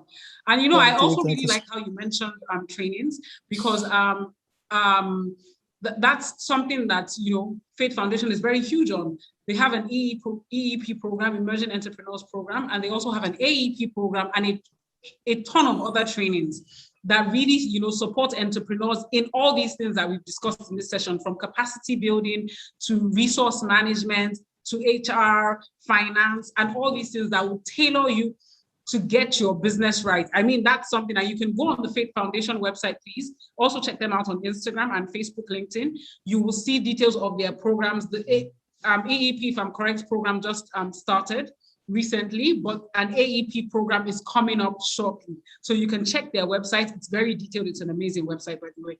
It's very detailed, and you see all the information required there. And why I'm saying this is because, as you've heard from the beneficiaries of our programs, both Zainab and Toby, you don't want to wait till you need the money to run around to get what you need for the funding. There are a lot of things that you can't do in 2 days. You can't tidy up all your statements, get your financial records in order, employ the right people, have your plans, have your pitch. Those are not things that you can do overnight. And sometimes these are things that you can't even do in a month or two. I like something that Zainab also mentioned about, nobody's cooking up anything. This is an actual paper trail. This is real documentation. This is real documentation that's required. So if you plug into the AEP and EEP program, these are things that you would learn way before you even start applying for funding. So that's something very important that you should check out from the Faith Foundation team and see how you can invest in yourself and plug into these opportunities that would naturally help and ease your entrepreneurship journey. They have amazing people on that team, from Fola Adiola to amazing people who have spent Habiba Balogun, if I'm correct, and loads of people who have spent years and years in the industry. They've been in these industries that you are in currently, so they know what needs to be done. They've seen it. They've operated in the Nigerian ecosystem, and they know what's required for success. So I would encourage that you check out those training programs. Thank you very much, Toby, and thank you, Zainab. Please stay on the session, as people have been sending a ton of questions you don't want to know in the Q&A box, so that we can take these questions right after the session. Thank you, Toby, for your presentation. Now, I would say this is the moment, well, not exactly, but in a way, this is the moment that some of us have been waiting for. We currently have, amongst the different offerings that we have as Lagos State Employment Trust Fund, we currently have a grant program that's ongoing. It's called the Lagos Cares Grant Program, and it was set up to mitigate it was set up to really cushion the effect of COVID-19 on our businesses, and it's open to a wide spectrum of entrepreneurs. And we have the person who leads that particular project, Bukola Kolajo, who is going to be giving a presentation shortly right after I read her profile on how you can access this grant, the things that you need to do, because we can't put together a webinar like this, have amazing insights shared by Adenike Adeyen, have stories from our beneficiaries who have benefited from our programs, and not then introduce you to a program that you can benefit from. So we have the Lagos Cares Grants Program. It's currently ongoing, this grants project. You must have seen it on our social media, and it's also on our website. Bukola will take us through, right after I read her profile, she will take us through the details we require to access this grants program, to access this grant rather. So if you know anybody who has dropped off on the session somewhere, I would advise that you use the remaining 2 minutes to go and invite everybody on your Instagram, invite everybody on your Facebook, invite everybody on your LinkedIn, because the information you get here will be extremely beneficial to you, especially because we know that there are a ton of entrepreneurs who were affected by COVID-19 and who are still being affected by COVID-19. So amazing. We have Ebu Feludu here, Jam, the coconut food company, who's a proud beneficiary of the Lagos Cares Grants. Thank you, Ebu, for joining the session. So now is the time to share the insights you've learned and also invite people to join this session so that they can learn how to access the Lagos Cares Grants.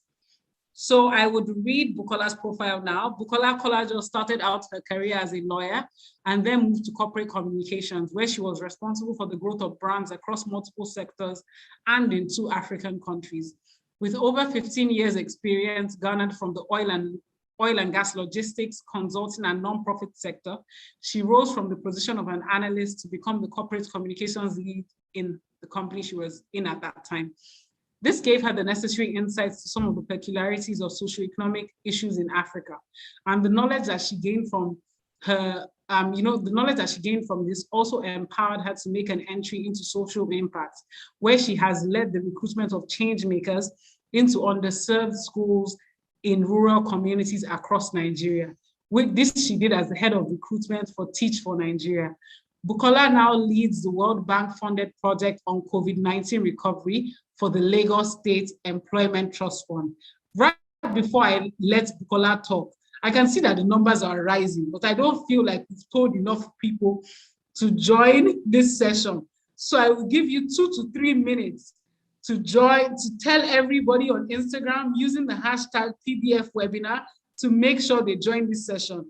And at least 5 to 10 people on this session now have to tell me that we are waiting for Bukola's presentation. I need to see it. I need to see that energy, like we brought the energy at the beginning, because all the funding that we've been talking about, the access to this, the access to that, this is the moment. Now you have a grant program, not even a loan, a grant program that you can access.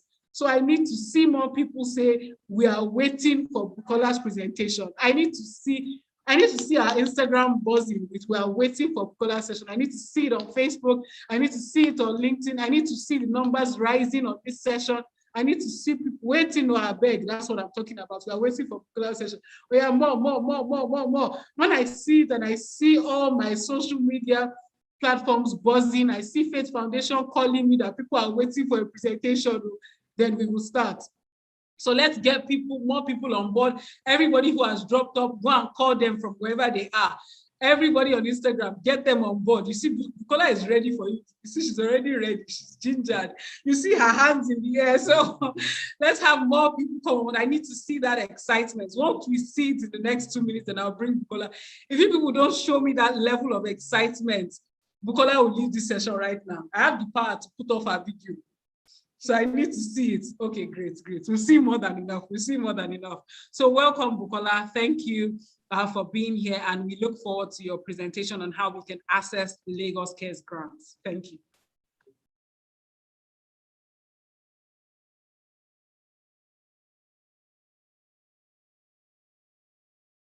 Bukola, I can't hear you yet. I can't hear you. Can you hear me now? Yes, I can hear you now. Okay, I think it had to do with my microphone. So I was just saying that I'm so honored to be here. Thank you, your mother and the team, for having me. It's been exciting all through. I mean, so many gems of knowledge from Adenike, even Zainab and Toby Fletcher. We're so glad that you're here.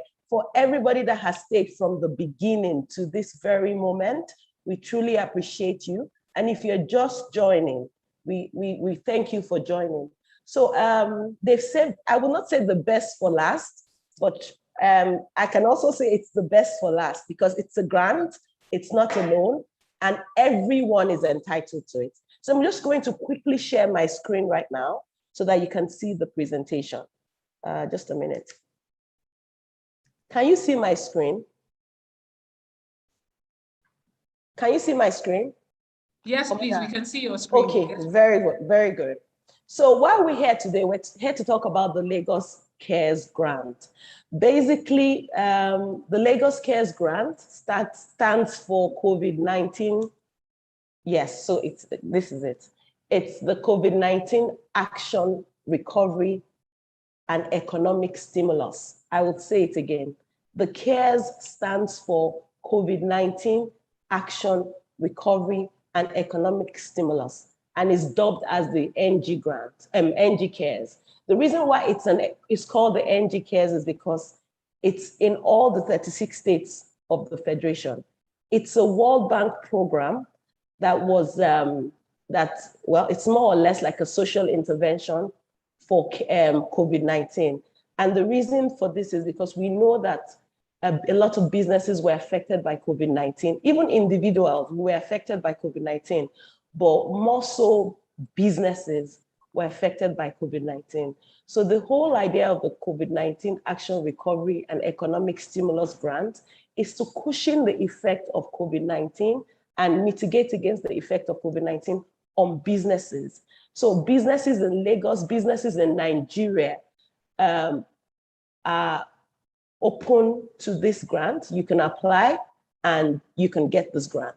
But for the purpose of this presentation, we'll be talking about the Lagos Cares, which is just for Lagos residents. So I'm going to go to the next slide, which talks about the 3 types of grants that is available for Lagos residents. The first one is a credit grant. And what this means is that if you've taken a loan from March 1st of 2020, and I repeat, March 1st of 2020, you can have access to this grant. What this means is that the Lagos State will pay up to 40% of this loan back to you. So for example, you're a small business, you were affected by COVID-19, and maybe say March 2nd, you took a loan from Lagos State.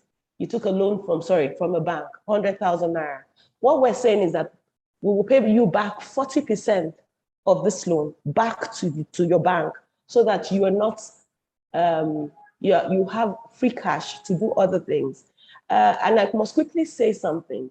The idea behind the COVID-19 Action Recovery and Economic Stimulus Grant is for job creation and job protection. Because we know that during COVID-19, a lot of people had to let their staff go. The staff that were not let go, where their salaries were reduced, So it's more like a job protection and a job creation grant. So let me go back to credit grant that I was talking about. But you must have taken the loan from a licensed bank by CBN. So what am I saying? You can't say, oh, I took a loan from my friend, or I took a loan from a cooperative, or I took a loan from one of these financial institutions. If it's not licensed, if it's not a licensed bank by CBN, then you're not able to access this grant. I'll repeat myself again so that there's no confusion. You must have taken the loan by March 1st, 2020. It must be by a licensed bank by CBN. So I'm going to go to the next grant, which is the operations grant. What this means is that if you're not able to pay your rent, if you're not able to pay your staff, we'll pay up to 50% back to you. So if you have, maybe in 2019, you were paying a rent, but then COVID struck, you're not able to continue to pay your rent. What we're trying to say is that if you can show us evidence of rent paid in the past and evidence of current rent, we'll pay at least up to 50% of that rent back to you. So for example, you were paying a rent of 250 or a rent of 1 million. What we're saying is that if you're able to show us evidence, we will pay you back 50% of the rent money. Also for salaries, if you were paying salaries before and then you can't pay your salary, your employees' salaries, what we're trying to explain to you is that 50% of that money will be given back to you as long as you can show evidence. Also, another thing on the operation grant, because what we also get is, oh, I want to buy a generator. I want to buy, I'm not able to buy diesel for my business. Because it's a World Bank project, and World Bank is very heavy on renewable energy. We're not able to give you money to buy a generator, but what we can give you money to buy is inverters and solar panels. So we're also looking for a situation where we phase out generators in our businesses and we improve on renewable energy. So we're kind of promoting renewable energy. So if you have a business where you had a generator before and it's becoming problematic and you're thinking to yourself, oh, I need to get a grant to buy a generator. Why don't you apply for renewable energy? Why don't you apply for inverters and solar panels? So this is all under operations grant. And then the third one is the IT enhancement grant. And basically this grant is all about business efficiency and resilience. You will ask me why I'm saying that. The past speakers have spoken about documentation. You want to apply for a loan, there's no documentation. You don't have evidence of your businesses. There's no evidence of inventory you paid for in the past. What IT enhancement grant is saying is that all your business, for your business efficiency, we will give you a solution. So maybe an IT solution, say an accounting solution or a payroll solution, where you want to show that, oh, I paid this staff 50,000 this month. And out of the 50,000, I paid 20,000 as tax. It shows every detail of everything. You need all these IT solutions that can show accountability. This is for accountability and efficiency and resilience of business. So what the World Bank is saying is that we know that the world has gone beyond, writing things on paper, documenting your businesses on paper. Why don't you ask for a solution, an IT software that can document all your business, just document all your business. And then when you need to get a fund or a grant, you just pull it up. Even when you're looking for, or maybe you're looking for money, all you have to pull out is all the invoices. You know, the invoices that haven't been paid for or the invoices that have been paid. So the whole idea of the IT grant is for business resilience. And I also forgot to mention, it's also to put people on the digital economy. We all know that the people that were making money during COVID were the big businesses online. if you were not online, whether on Instagram or whether you had a website or or whether you were on WhatsApp, you weren't making money because there was nobody that was going to come to your business to come and buy anything. All people ever wanted to do was go online, see the thing they like, send the message, you send the dispatch, I send the money to you. So we're looking at how do we digitize business so that the business becomes sustainable? Because the truth is, at the end of the day, nobody saw COVID-19 coming. And we don't know what else might come, God forbid, but we don't know. So how do we ensure that there's sustainability of business? And that's why the IT grant, enhancement grant comes in. So basically, this is what the application portal looks like. You have a place where you get to the website, and they're going to share the link to the website now, so you can go to the website and see what it looks like. You see all the types of grants I have mentioned and the documentation for it. I'm still going to get to the documentation, but you'll see all the documentation.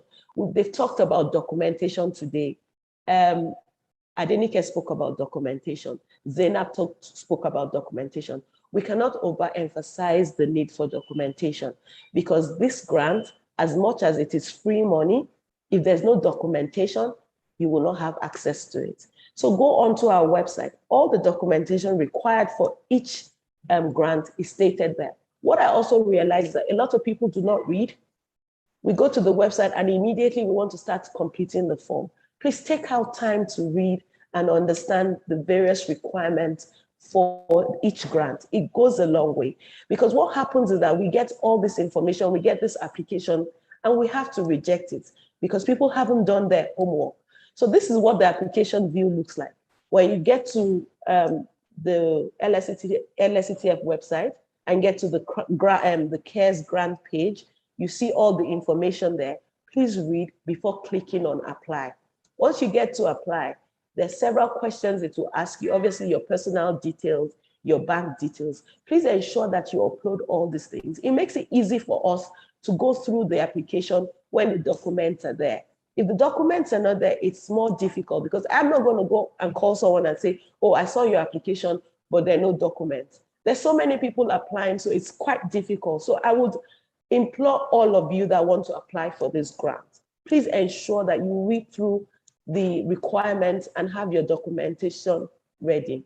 So, so now we've got into documentation. For the credit grant, which is a grant for people who have taken loans from March 1st, 2020. And I know that there are a lot of people there that want to ask the question, but I took a loan in 2019, and because of COVID, I'm not able to pay back. The reason why it's March 1st, 2020 is because that was when the lockdown started. And that is why we're considering only loans from March 1st, 2020. So you must have your loan documentation, which is your loan details from your bank saying this person took a loan on this certain day, this is the amount of the loan and the outstanding of the loan. Number two, it must be a performing loan. You cannot take a loan in March 1st, 2020. Today is 8th of September and you have not paid 1 naira. That means you don't intend to pay back that loan. So there's no way we're going to give you money for that loan. Even if you haven't been paying, you must have gone to your bank for them to have, to kind of restructure the loan for you. So you can't sit down and say, oh, but I didn't have money. That was why I wasn't able to pay back. You must also ensure that this money that has been given to you, you are responsible about it. You've gone to the bank to tell them, oh, I can't pay back, and they've restructured your loan. So I'm going to repeat that again. Your bank, your loan details, which is how much you have taken, when the loan was taken, outstanding on the loan. It must be a performing loan. Number two, you must have your LASRA ID. I mean, you must be a resident of Lagos to be able to partake of this grant. It's impossible if you are not a resident of Lagos. So you must have your LASRA ID. Evidence of tax payment, because this money is provided by taxpayers. We cannot give you taxpayers money. Some people have paid their taxes. That's why we're able to have this kind of funds to give you as grant. So you also must be responsible by paying your taxes. So you must have evidence of your tax payment and 6 months bank details of business showing evidence of business. And the reason why I want to see an evidence of business is because a lot of businesses are no longer in operation. But because of these cares now, they feel as if, oh, I can take the money and, use it to start my business. No, it must have been a business that was in operation before COVID-19 and a business now that is struggling. So 2019, the business must have been in operation. And now because COVID struck, you are struggling. So there must be evidence of existing business. For the operations grant, under the rent, you must have evidence of past receipts of rent paid. There must always be evidence of past receipts. So in 2019, I was able to pay 1 million towards my rent. But now because COVID struck, I'm not able to pay anymore. So what you want to show us as present rent invoice is what your landlord is telling you to pay now that you're unable to pay. So number one, evidence of past receipts. Number two, evidence of current receipts to be paid or current rent to be paid. Your LASRA ID, evidence of tax payments, and 6 months bank details showing evidence of business. Then for the salary, if you're claiming operations grant and you want to claim salary, and you're saying, oh, but I'm not able to pay the salary of my employees, you have evidence of past salaries paid with payee. So you have to have been paying your salaries, the salaries of your employees, and you must have been paying the taxes on their salaries. So you have to show us evidence of past salaries paid with payee, evidence of current salaries to be paid, your LASRA ID, evidence of tax payment, and 6 month bank details of business showing evidence of business. So for the last one, you just need your LASRA ID for the IT enhancement grant. What you need is just your LASRA ID, evidence of tax payment, and 6 month bank details for the business showing that the business is in operation. So those are the documentation for the grant, which is pretty easy. But so another thing I need to mention is that once you don't have your LASRA and your tax payment, you cannot go to the next stage. So a lot of people call us and say, oh, but I haven't heard. And a lot of people think, oh, by putting 1, 2, 3, 4, 5 as their tax number, we wouldn't check. We have in-house LRS people checking for your LASRA ID and checking for your evidence of tax payment. So if you feel as if you can just put any number, I'm sorry to tell you that they will find out. So please, let's ensure that we have all this documentation. The truth about this grant is that I want to give out this money. I want to spend this money. I really want to spend this money. It's my KPI to spend this money, to give out this grant to people. But in terms of the documentation, which is where a lot of people fall short, once you have your documentation in place, trust me, you will get this grant. So I'm going to go to the next slide, which is basically just the process flow. Because a lot of times also, people apply for the grant and then we hear, oh, when are we going to get the grant? When are we going to get the grant? It's a process. And because there's need for verification to be done, it takes a little bit longer to get the money out. So when you apply through our PalmP online, that's what our online platform is called. When you apply on the online platform, we verify. So we have the LIRS people checking that the tax payment is indeed valid. We have LASRA checking that this person actually has a LASRA ID and is resident in Lagos. Once you go past that stage, then we do the KYC, which is know your customer. This is where we send enumerators, which we call BDSPs. They're called business development service providers. They go to the businesses to ensure that these businesses are actual businesses, and secondly, that they're in existence and they're operating. Once they get back that information to us, this is where it becomes tricky. We do the disbursement list, but we don't do the disbursement. For purpose of accountability and what's that word now? For purpose of accountability, we don't do the disbursement. There's a state coordinating, the state cares coordinating unit that does the disbursement. So they take it out of LSCTF and into the Ministry of Economic Planning and Budgeting, where they sit down and look at all the documentation and the names and then disburse. So from number 1 to number 3, it resides in LSCTF. Number 4 resides with Ministry of Economic Budget and Planning. That is where they decide, okay, this disbursement is valid, it has been verified, then we can disburse. So you see that it's the process, but a lot of people want to apply today, and in 2 weeks' time, they want the grant. It's our wish that it can be done like that, but because it's a World Bank project and there's need for documentation and verification of every document that is sent in, we have to do it the proper way. So when you apply, please be patient. I would advise that you are patient. As long as you haven't heard from us saying that you failed LIRS or LASRA, that means you are still in the game.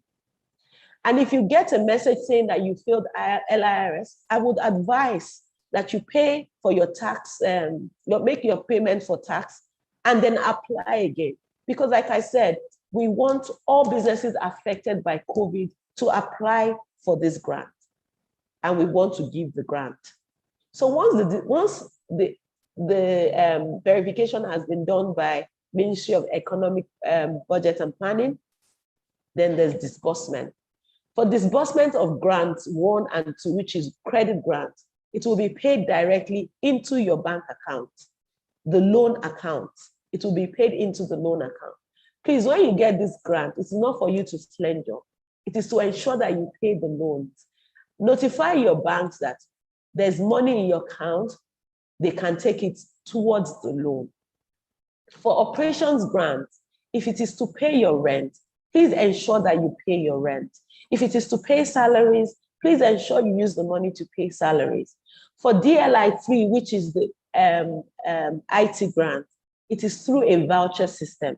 What I mean by a voucher system is that once the beneficiary has been ascertained to be verified, we will give you a voucher. We already have IT solution, what do you call them now? I forget the name, sorry. We have vendors, yes, that are ready to go.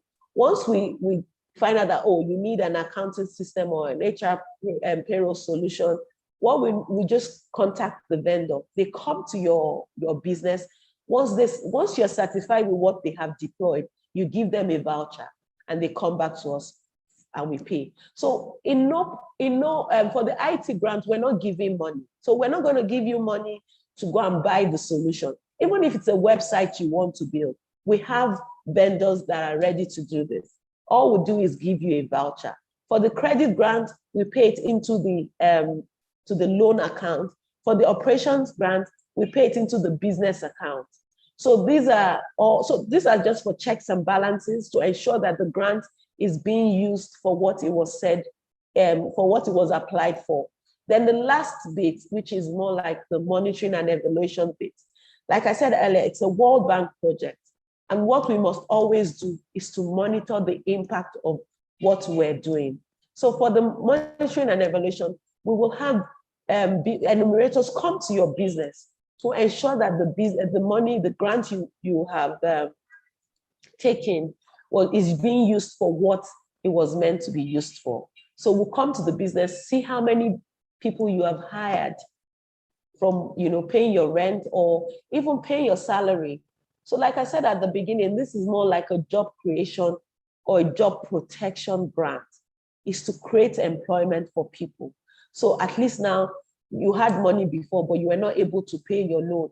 If we're able to pay 40% of your loan, what that does for you is that it frees you to look for money to maybe invest in your business, thereby hiring more people. Just like the operations grant too, when you're not thinking of rent, you're able to focus on your business, do more for your business, and in the long run, hire more people. So that's the whole idea of the CARES grant.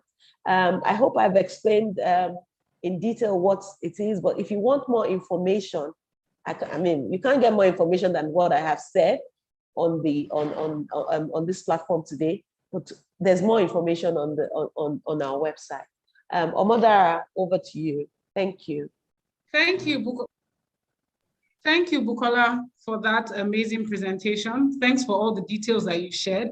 I'm sure that going through this, people will now have a better understanding of what is required to apply for the Lagos Cares Grants Program. So thank you very much for sharing that information. It was really insightful. And I think that at this point, as we're now running out of time, I think at this point, we can start taking the questions. We have a ton of questions and we've responded to a lot of them via the Q&A box. The questions that have come in from the Q&A box, we have responded to quite a number of them. But what we would do now is that we would pick some of them and respond to them live. So I will read out the questions, some of the questions that we haven't responded to yet, and I will then assign them to our different speakers here. The first one is the first one I'm going to take live is what training is the host talking about? And I think that's the point when I was talking about the EEP and AEP program from Faith Foundation, which you can get access to from their website, but I would let Adenike speak to that. The AEP and EEP program. That was particular program I was mentioning when this person asked this question. Thank you very much, Omadara. So yes, we have different programs at Faith Foundation. Quite a number of them are free and quite a number of them are paid. You know, both Faith Foundation and even LSCTF have done programs together, and we do a lot of training programs, short courses, long courses, and workshops. The AEP program is a 6-week program that is for businesses who are just starting out. The EEP program is for more matured businesses who have had over 5 years of experience and are more like in the SME stage. And I want to appreciate LSCTF, who has actually sponsored 5 of their beneficiaries to actually attend the EEP program. So I'll put the links, but they can be on our website. And I think the point generally is that there's so many opportunities and training programs across our organizations and even others. Thank you. Thank you for that, Adenike. And somebody also asked, can those in the idea stage apply for LSCTF? So idea stage, I think that is more suited for our Idea Hub program, which sits under our Lagos Innovates. Interestingly, this is a good time to ask this question because the Idea Hub program will be opening soon. It's at no cost, and it will help you, develop the business that you're working on, if it's tech enabled though. Idea Hub is for tech enabled businesses, but that's what we have for the idea stage at LSCTF. But we also have a couple of other training programs that, you can also look at for this as well. The next question, I saw a question here that I wanted to direct to Zainab. I might have lost it now. Zainab, are you there?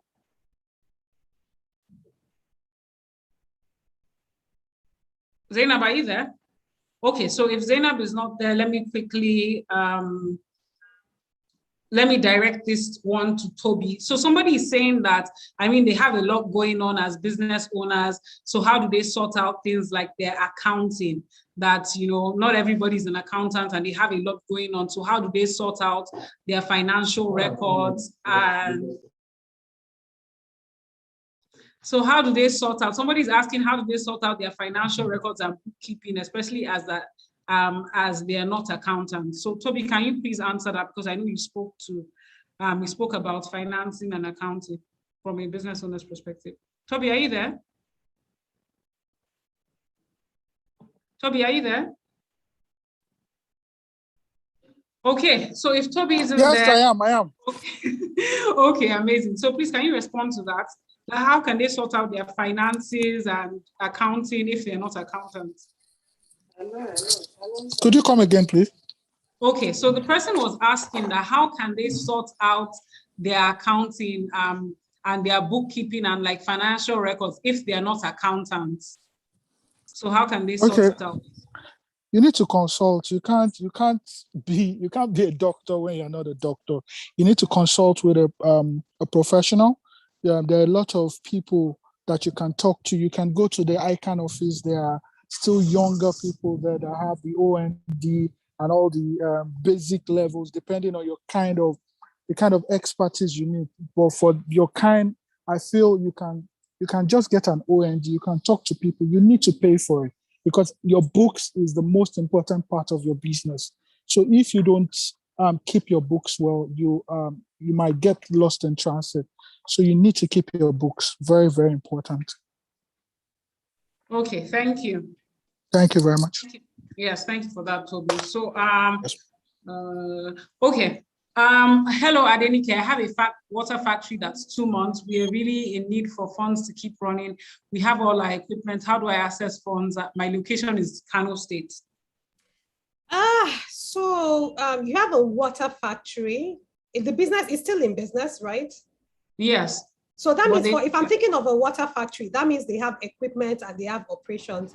Off the top of my head, I would suggest, I don't know if the person is also a female entrepreneur. I would suggest Bank of Industry, yes, because a lot of the it's capital and your equipment and all of that.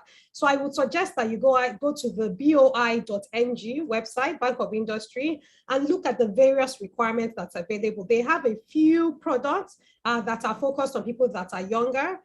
They now have for micro, small, medium. I know that for some businesses in the north, there's some core grants that they have with like the Dangote Foundation and some other institutions that may also make you available. I don't think there's anything specifically around water. And so that's really the example that I can give off the top of my head. And perhaps Kano also has a CARES grant that you can also take advantage of. So maybe you can check out the World Bank Ministry of Budget website for what the LSCT has for Kano State that you can take advantage of. Thank you. Thank you, Adenike, for that.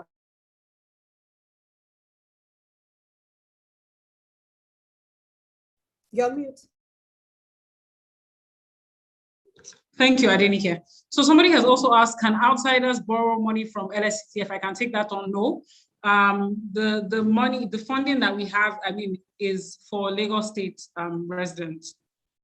So how do you assess, please can I, okay, okay. So good afternoon, my company is into engineering construction. Am I eligible to apply for the loan? When you say the loan, are you speaking to one in particular or you're referring to Lagos CARES grant? If you're, okay, you said loan, So we'll put in our details of the website so you can get in there. Yes, you can apply for a loan, but we'll send in the website now so that you can see the requirements specifically for our loans that are available. Can I apply for, okay, good afternoon, I run a, Bukola, please take this. Good afternoon, I run a small scale jewelry business. Hence, it's more of one-on-one marketing and bank transfers at times. Can I apply for the grant as I have been using my personal account number? Can my account info be verified to show evidence of the business? I am willing to take it to the next level. Okay, yes, she can apply for the grant. Like I said, every business can apply for the grant. And remember Adenike saying that in most cases, we have a lot of businesses that are not registered. So in a case where your business is not registered, you just have to print out 6 months receipt bank details to show that there's an inflow. It shows that the business is in existence. There's an inflow. That means money is coming in and money is going out. You need to be able to show evidence of payment of whatever you're paying for, maybe buying jewelry to make or selling, or someone is paying into your account. So even if you're using your personal account, you can apply for the grant.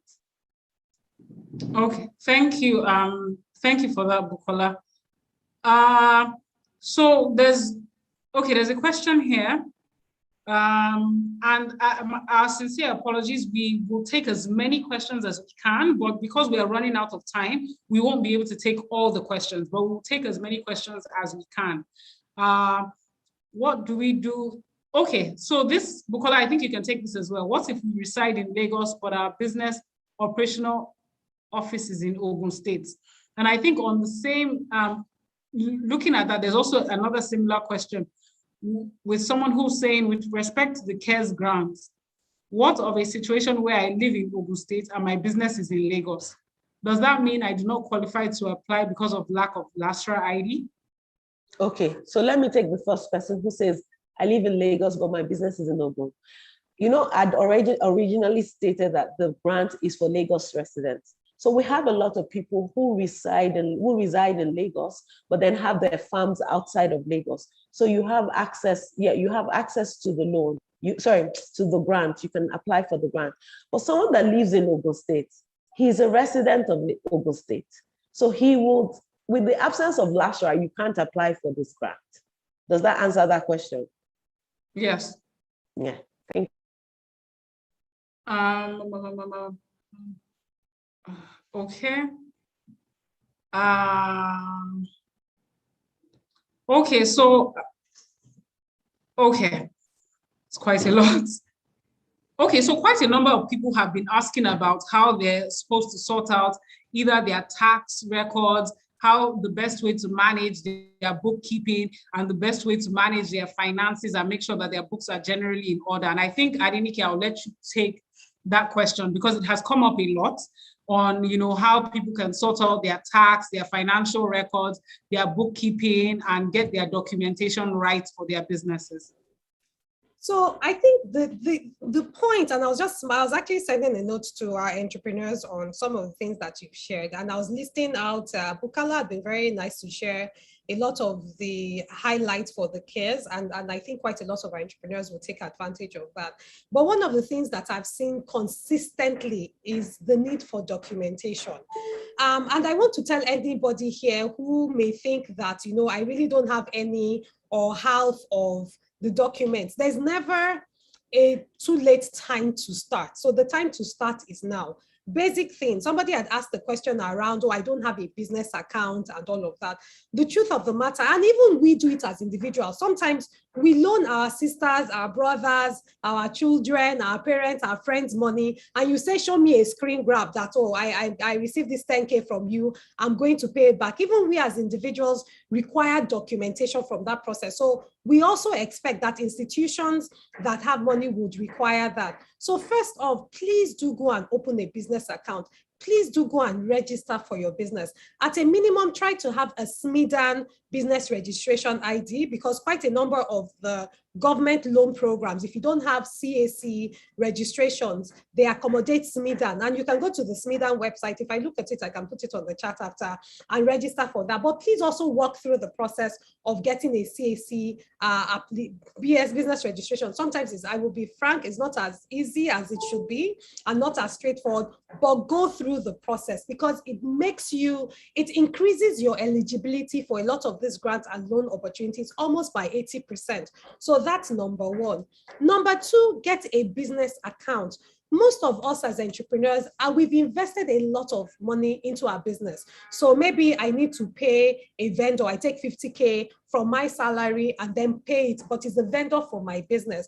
Guess what happens when somebody is not asking you for your financial statements and the business trails for your business? It doesn't even effectively show how you as an entrepreneur has also effectively given money. And I know sometimes we run away from doing this because of tax, but guess what? Now, even the tax authorities will ask you for your personal bank account statements, even beyond your business account. So you can't even shy away from that. So my suggestion is that even if I am going to put in 50K from my personal account to my business, what we suggest is move that 50K from Adenike Adeyemi business account, move it to Adenike Adeyemi company, and just say Adenike Adeyemi. I will even say put in the comments, the transaction comments, Adenike Adeyemi investment in that, so that somebody will come later and see all the amount of money that has been there, and then there's a proof of money into that. So have a business account. A lot of business accounts are open, easy to set up, and all of that. So that is number two. Number three, the gentleman at Ofada Hub talked about taking advantage of resources and experts. A lot of us belong to, even LSCTF almost every week or every month does tax advisory sessions, legal advisory sessions. They are free opportunities. You're speaking with consultants that you probably have to pay maybe 100K or 80K to even get advice from. So take advantage of business clinics that give you access to tax advisors, financial advisors, and legal advisors. They will provide you with insights on how you should do and how to go about it.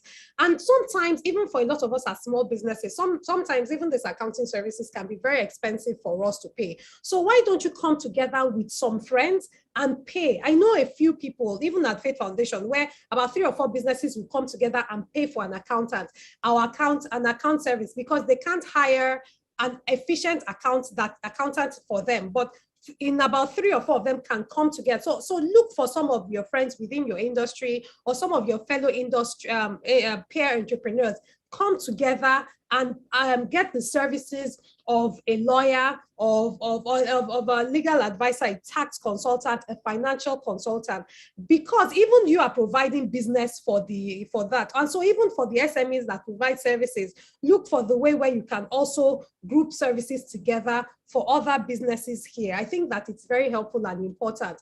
And even before you get to the point of having the accountant, I always say, go and open an Excel sheet. When you get in income today or you get in expense, just open something, just do 2 columns, income, expense, January 2020, money for alabaru, money for transport, money for vendor, money for supplier, and then this is what came in. Just have somewhere where you yourself are taking trail. As much payment as you make sure you get receipt from it. As much payment as you spend, make sure you have a documentation for it, so that even if an accountant is coming to help you with that, you can use it. Take advantage of simple applications. Wave, I think, is still free and is still available. WAVE is an accounting app that allows you to send invoices and also helps you with your documentation process, so that you can even see the people that are purchasing your goods, and you have somewhere where you can extract all that information when it's possible. There are a lot of cheap applications. We use even QuickBooks. QuickBooks, I think you pay some nominal fee every month that can allow you to even put together your financial application. So take advantage of the applications, apps that are there, and the opportunities, and even the provision within the IT support for the CARES grant that allows you to even get a vendor that can provide these opportunities or access this technology for you. Thank you. Thank you very much for that, Adenike. That was very detailed. Thank you for that. And she's right. The resources that are available to entrepreneurs, there are a ton of them. There are lots and lots of them. So if you just dig, I mean, there's so much that we can do. And I also like that she mentioned, spoke about the clinics that we have every other week. Our legal clinic program, we have it, as in we ask people to sign up on a weekly basis, you know, and that's a program that when I see the entrepreneurs just look past it, I just laugh, because I know when they now need the legal services, you'll be rushing to pay, you know, someone, and that's a service, our legal clinic, that is absolutely free. You get one-on-one consulting sessions with the biggest legal firms in Lagos. So that's something that we can also check. It's up right now on our social media page. It's up on our Instagram, all our social media pages actually. So you can check it now and register for the legal clinic program. It's something you find very, very insightful in terms of your documentation and everything you need to get together to position your business properly for funding. So I will just do one bulk question, because we can take only about 10 more. I see that they just keep increasing, and we have about, you know, a ton of people, about 6 people backstage who are also responding, including Adenike, you know, who are also responding to most of the questions that are coming up. So we're trying our best to get through them all. I realize we won't be able to get through them all, but let's remember that both our websites are still available. There are chatbots there. You can send in inquiries through there. If you have, if you've already sent in an application for the Lagos CARES grant, if you've already sent in an application and you have challenges, we will send in an email address that you can also send some inquiries to. Bukola, there's a recurring question in different, that has been asked in different ways that I think I'll just put together as many of them as possible and just ask you. It's really about people who don't have their taxes together. So people who maybe haven't made their tax payments or things like that. They're asking, Bukola, are you there? They're asking if they still have access to the grant. Yes, I am. Yes, I am. Okay, so they're asking if they still have access to the grant. I see this is mostly people who, you know, don't have their taxes together or their records, or most of it is around people who maybe haven't, don't have their tax documentation. I see that that has been recurring. Yeah. Okay, you know, unfortunately, you won't have access to the grant because it's one of the very important document requirements for the grant. But what I can advise is that in every local government, there's a tax office. So just walk into your tax office and pay a certain amount. I don't know how much you will pay. Sometimes it's not a lot. Because we don't find out this information, we just assume it's a lot of money and then we just shy away from it. just enter into the tax office, speak to a tax person. They're there to advise you and they tell you how much to pay. Like I said, it might not be a lot. You can pay this money and then you'll be eligible for this grant. So I would advise you to pay for the tax and then apply for the grant. Thank you. So Bukola, there's one more question for you here that says, please, is it possible to let one know why his or her request for a loan or grant was turned down, I believe that was supposed to be. Okay. Instead of just saying, okay, you know. So okay, sorry, go ahead. Go ahead. Are you done? Yeah, really, yeah, it's fine. Yeah, you can take it from there. So what we plan to do, the first stage is when we check your LIRS and your LASRA. If you don't have those two, you get an automatic text message saying your grant is not going to be reviewed because you don't have your tax and your LIRS.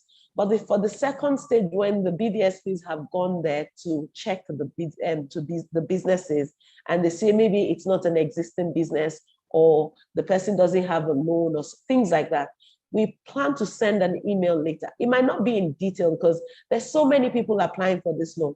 How many people do we want to send an email to saying, oh, the reason why you, and then you have to now say the reason why your loan was not approved or your grant wasn't approved, sorry, is because you are not an existing business. The thing is, you reach out to us. We can advise. It's better if you haven't heard from us. If you hear that they've started paying this grant and you haven't heard, it's better for you to call the office line because we have a call center where they're able to check your application ID and give you a proper response as to why. So that's the advice I would give. We might never get to sending an email out beyond the first bulk text messages we send out when your LIRS and your LASRA fails. But as to giving you details, because we get so many applications, we're kind of inundated with this application. So the best I would say is call the landlines in the office. We have a call center dedicated to answer the questions.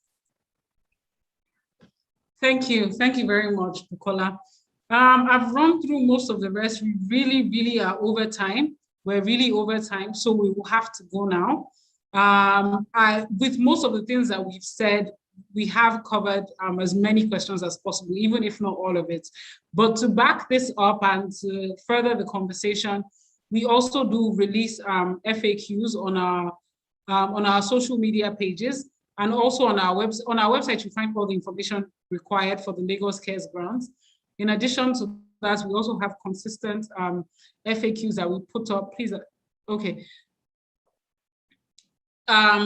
So we also have consistent FAQs that we put up to address different questions around all the programs that we have. So thank you very much for everybody who has joined in. We've launched our poll now, so you can attend to, please give us feedback on this session. As you know, we have quite a number of webinars almost on a weekly basis, and then we have major ones, very major ones on a monthly basis as well. There will be other opportunities for you to still contact the team, the Lagos Cares team, which may be through our Instagram, Facebook, or LinkedIn live sessions, also through our radio programs on Wazobia FM on Saturdays, and also the website and the call center. So even if you haven't gotten through to your questions now, this is not a one-off opportunity. We have those different portals for you to reach out to us and have a discussion with us. So thank you very much to everybody who has come in today and has shared so many great insights with us. We have launched the poll now, and I see that people are already responding. Let's get as many responses as possible. Thank you, everybody who has joined this session. Adenike, would you like to give us any final words before we leave, and that I will give the other speakers the opportunity to do that as well? Thank you so much for your time. Somebody is asking for a certificate for the training. So I just really want to say thank you to everyone for joining in. And most importantly, thank you to LSCTF. And I say that really without any, really very profusely, because LSCTF continues to model an organization, a government organization, as it is, who is very proactive and innovative in terms of developing different programs and opportunities for funding. And he's also very proactive with communication, with helping, and also with feedback too. And really, for me, remains the benchmark. I want to encourage a lot of us to please take advantage of it. Sometimes it's almost like nothing good comes easy. And sometimes I know it can be very weary to also apply for these programs and processes. And I know sometimes a lot of entrepreneurs, you have to also encourage them because they think, oh, it's a long process and all of that. But let's also flip it on the side. And I keep saying we need to put on the founder's perspective. These are taxpayers' money. That means all of us, we pay taxes in different ways. And that money, part of that money is what is being used for that. So there's a level of rigor that the person also who is giving the money also wants to be able to validate that they're giving it right. The other secret I have to tell you in terms of applying for a fund, and I'll tell you something we do at Faith Foundation. Sometimes when we put together a process, maybe to apply for a fund or a program that is not free for everybody, but is open to certain people, is that if you show me that you can go through the rigor of that process, then you're more likely to fulfill the requirements I have for you in delivering the specifications of that program.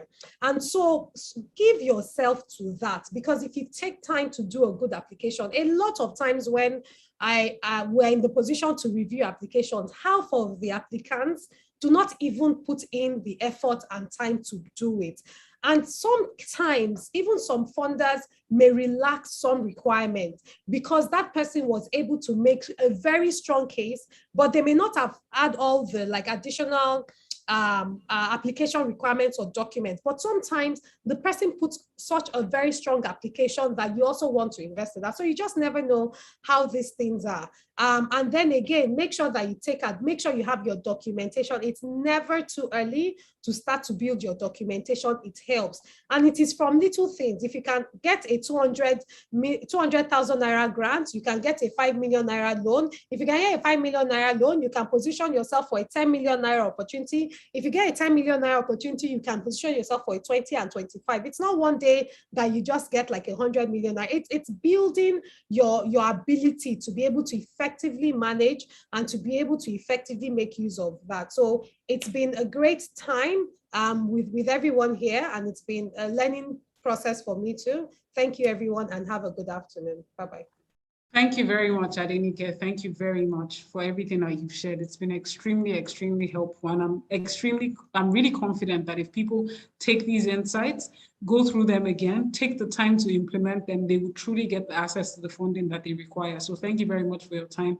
And thank you for sharing those very beautiful insights with us. And thank you for fitting us into your schedule. It's well appreciated. And it really has been an honor having you here today. Bukola, any final words right before we wrap? Thank you, Omodara. I mean, Adenike has said most of it. It's all about documentation, particularly with the Lagos Cares Grant. It's about documentation. And it's not about just cooking up documentation. It's about having the appropriate documentation because we're going to verify. For people that are saying they don't have their taxes, they should please go to the tax office. You might not need to pay much, to get your taxes. And I think your LASRA is free.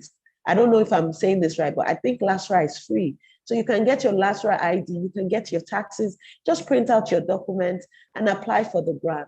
So please ensure you, and please again, ensure you read the requirements before you apply. Because once it gets to us, we don't have time to start to second guess and say, oh, maybe this is what this person was asking for. Maybe because there's so many people applying. So please ensure that you read the requirements, ensure that you have proper documentation. Just even the documentations, like I mentioned. Now, I'm not even talking about putting your books in order and everything, but having the documentations to even apply. So that's it for me. Thank you for this opportunity. Thank you. So thank you, everybody. Thank you, Adenike. Thank you, Toby. Thank you, Zainab. And thank you, Bukola. This has been an extremely insightful webinar. We're grateful for all the insights that you shared. Please, and I'm so excited to see that so many people even stayed on to the very end, which is amazing. So please, let's make sure that they host a ton of programs that we've discussed, both from Faith Foundation and also from LSCTF. Let's take the time to go through these things and learn how we can get our businesses and our documentation in order. Let's leverage all the resources that Adenike has spoken about as well. Let's remember all the details that Bukola has shared with us. We will make sure that this is live on all our social media channels. You can go back and watch the replay if you need to. If there's anything you missed out, you can go back and watch the replay. It's on our YouTube, it's on our Facebook, it's on our Instagram, LinkedIn, all Lagos State Employment Trust Fund, LSCTF. You get the details there. The details of all the programs that we've discussed today will either be found on the LSCTF website or the Faith Foundation website. It's also extremely important that I tell you that if you've stayed on for this long, it's also important for you to pay this forward. And how do you pay this forward? You pay this forward by sharing your testimonials, your insights, and your learnings from this session on Instagram, Facebook, and YouTube, and LinkedIn if possible. If you share this, you can direct other people to this video and they can also go and watch it and learn. I mean, it's lonely at the top. Let's bring everybody up there together. So remember, at LSCTF on Instagram and at Faith Foundation, as you're sharing your learnings, use the hashtag PBF webinar and hashtag LSCTF. Remember to tag Faith Foundation and to tag LSCTF in your posts. Thank you very much. In fact, I've learned so much that the knowledge has drained me. You see that I don't have the energy I had at the beginning. You know, I'm humble now because I've learned so much from my organs. So thank you very much. My name is Omodara Adejiran. I lead the communications team at LSCTF. And I'm extremely happy that we were able to put together this webinar that will be useful to entrepreneurs. So remember to share. Thanks for staying on for this long. Remember to share. And please have a wonderful day and a wonderful rest of the week. Bye-bye, everybody. Thank you.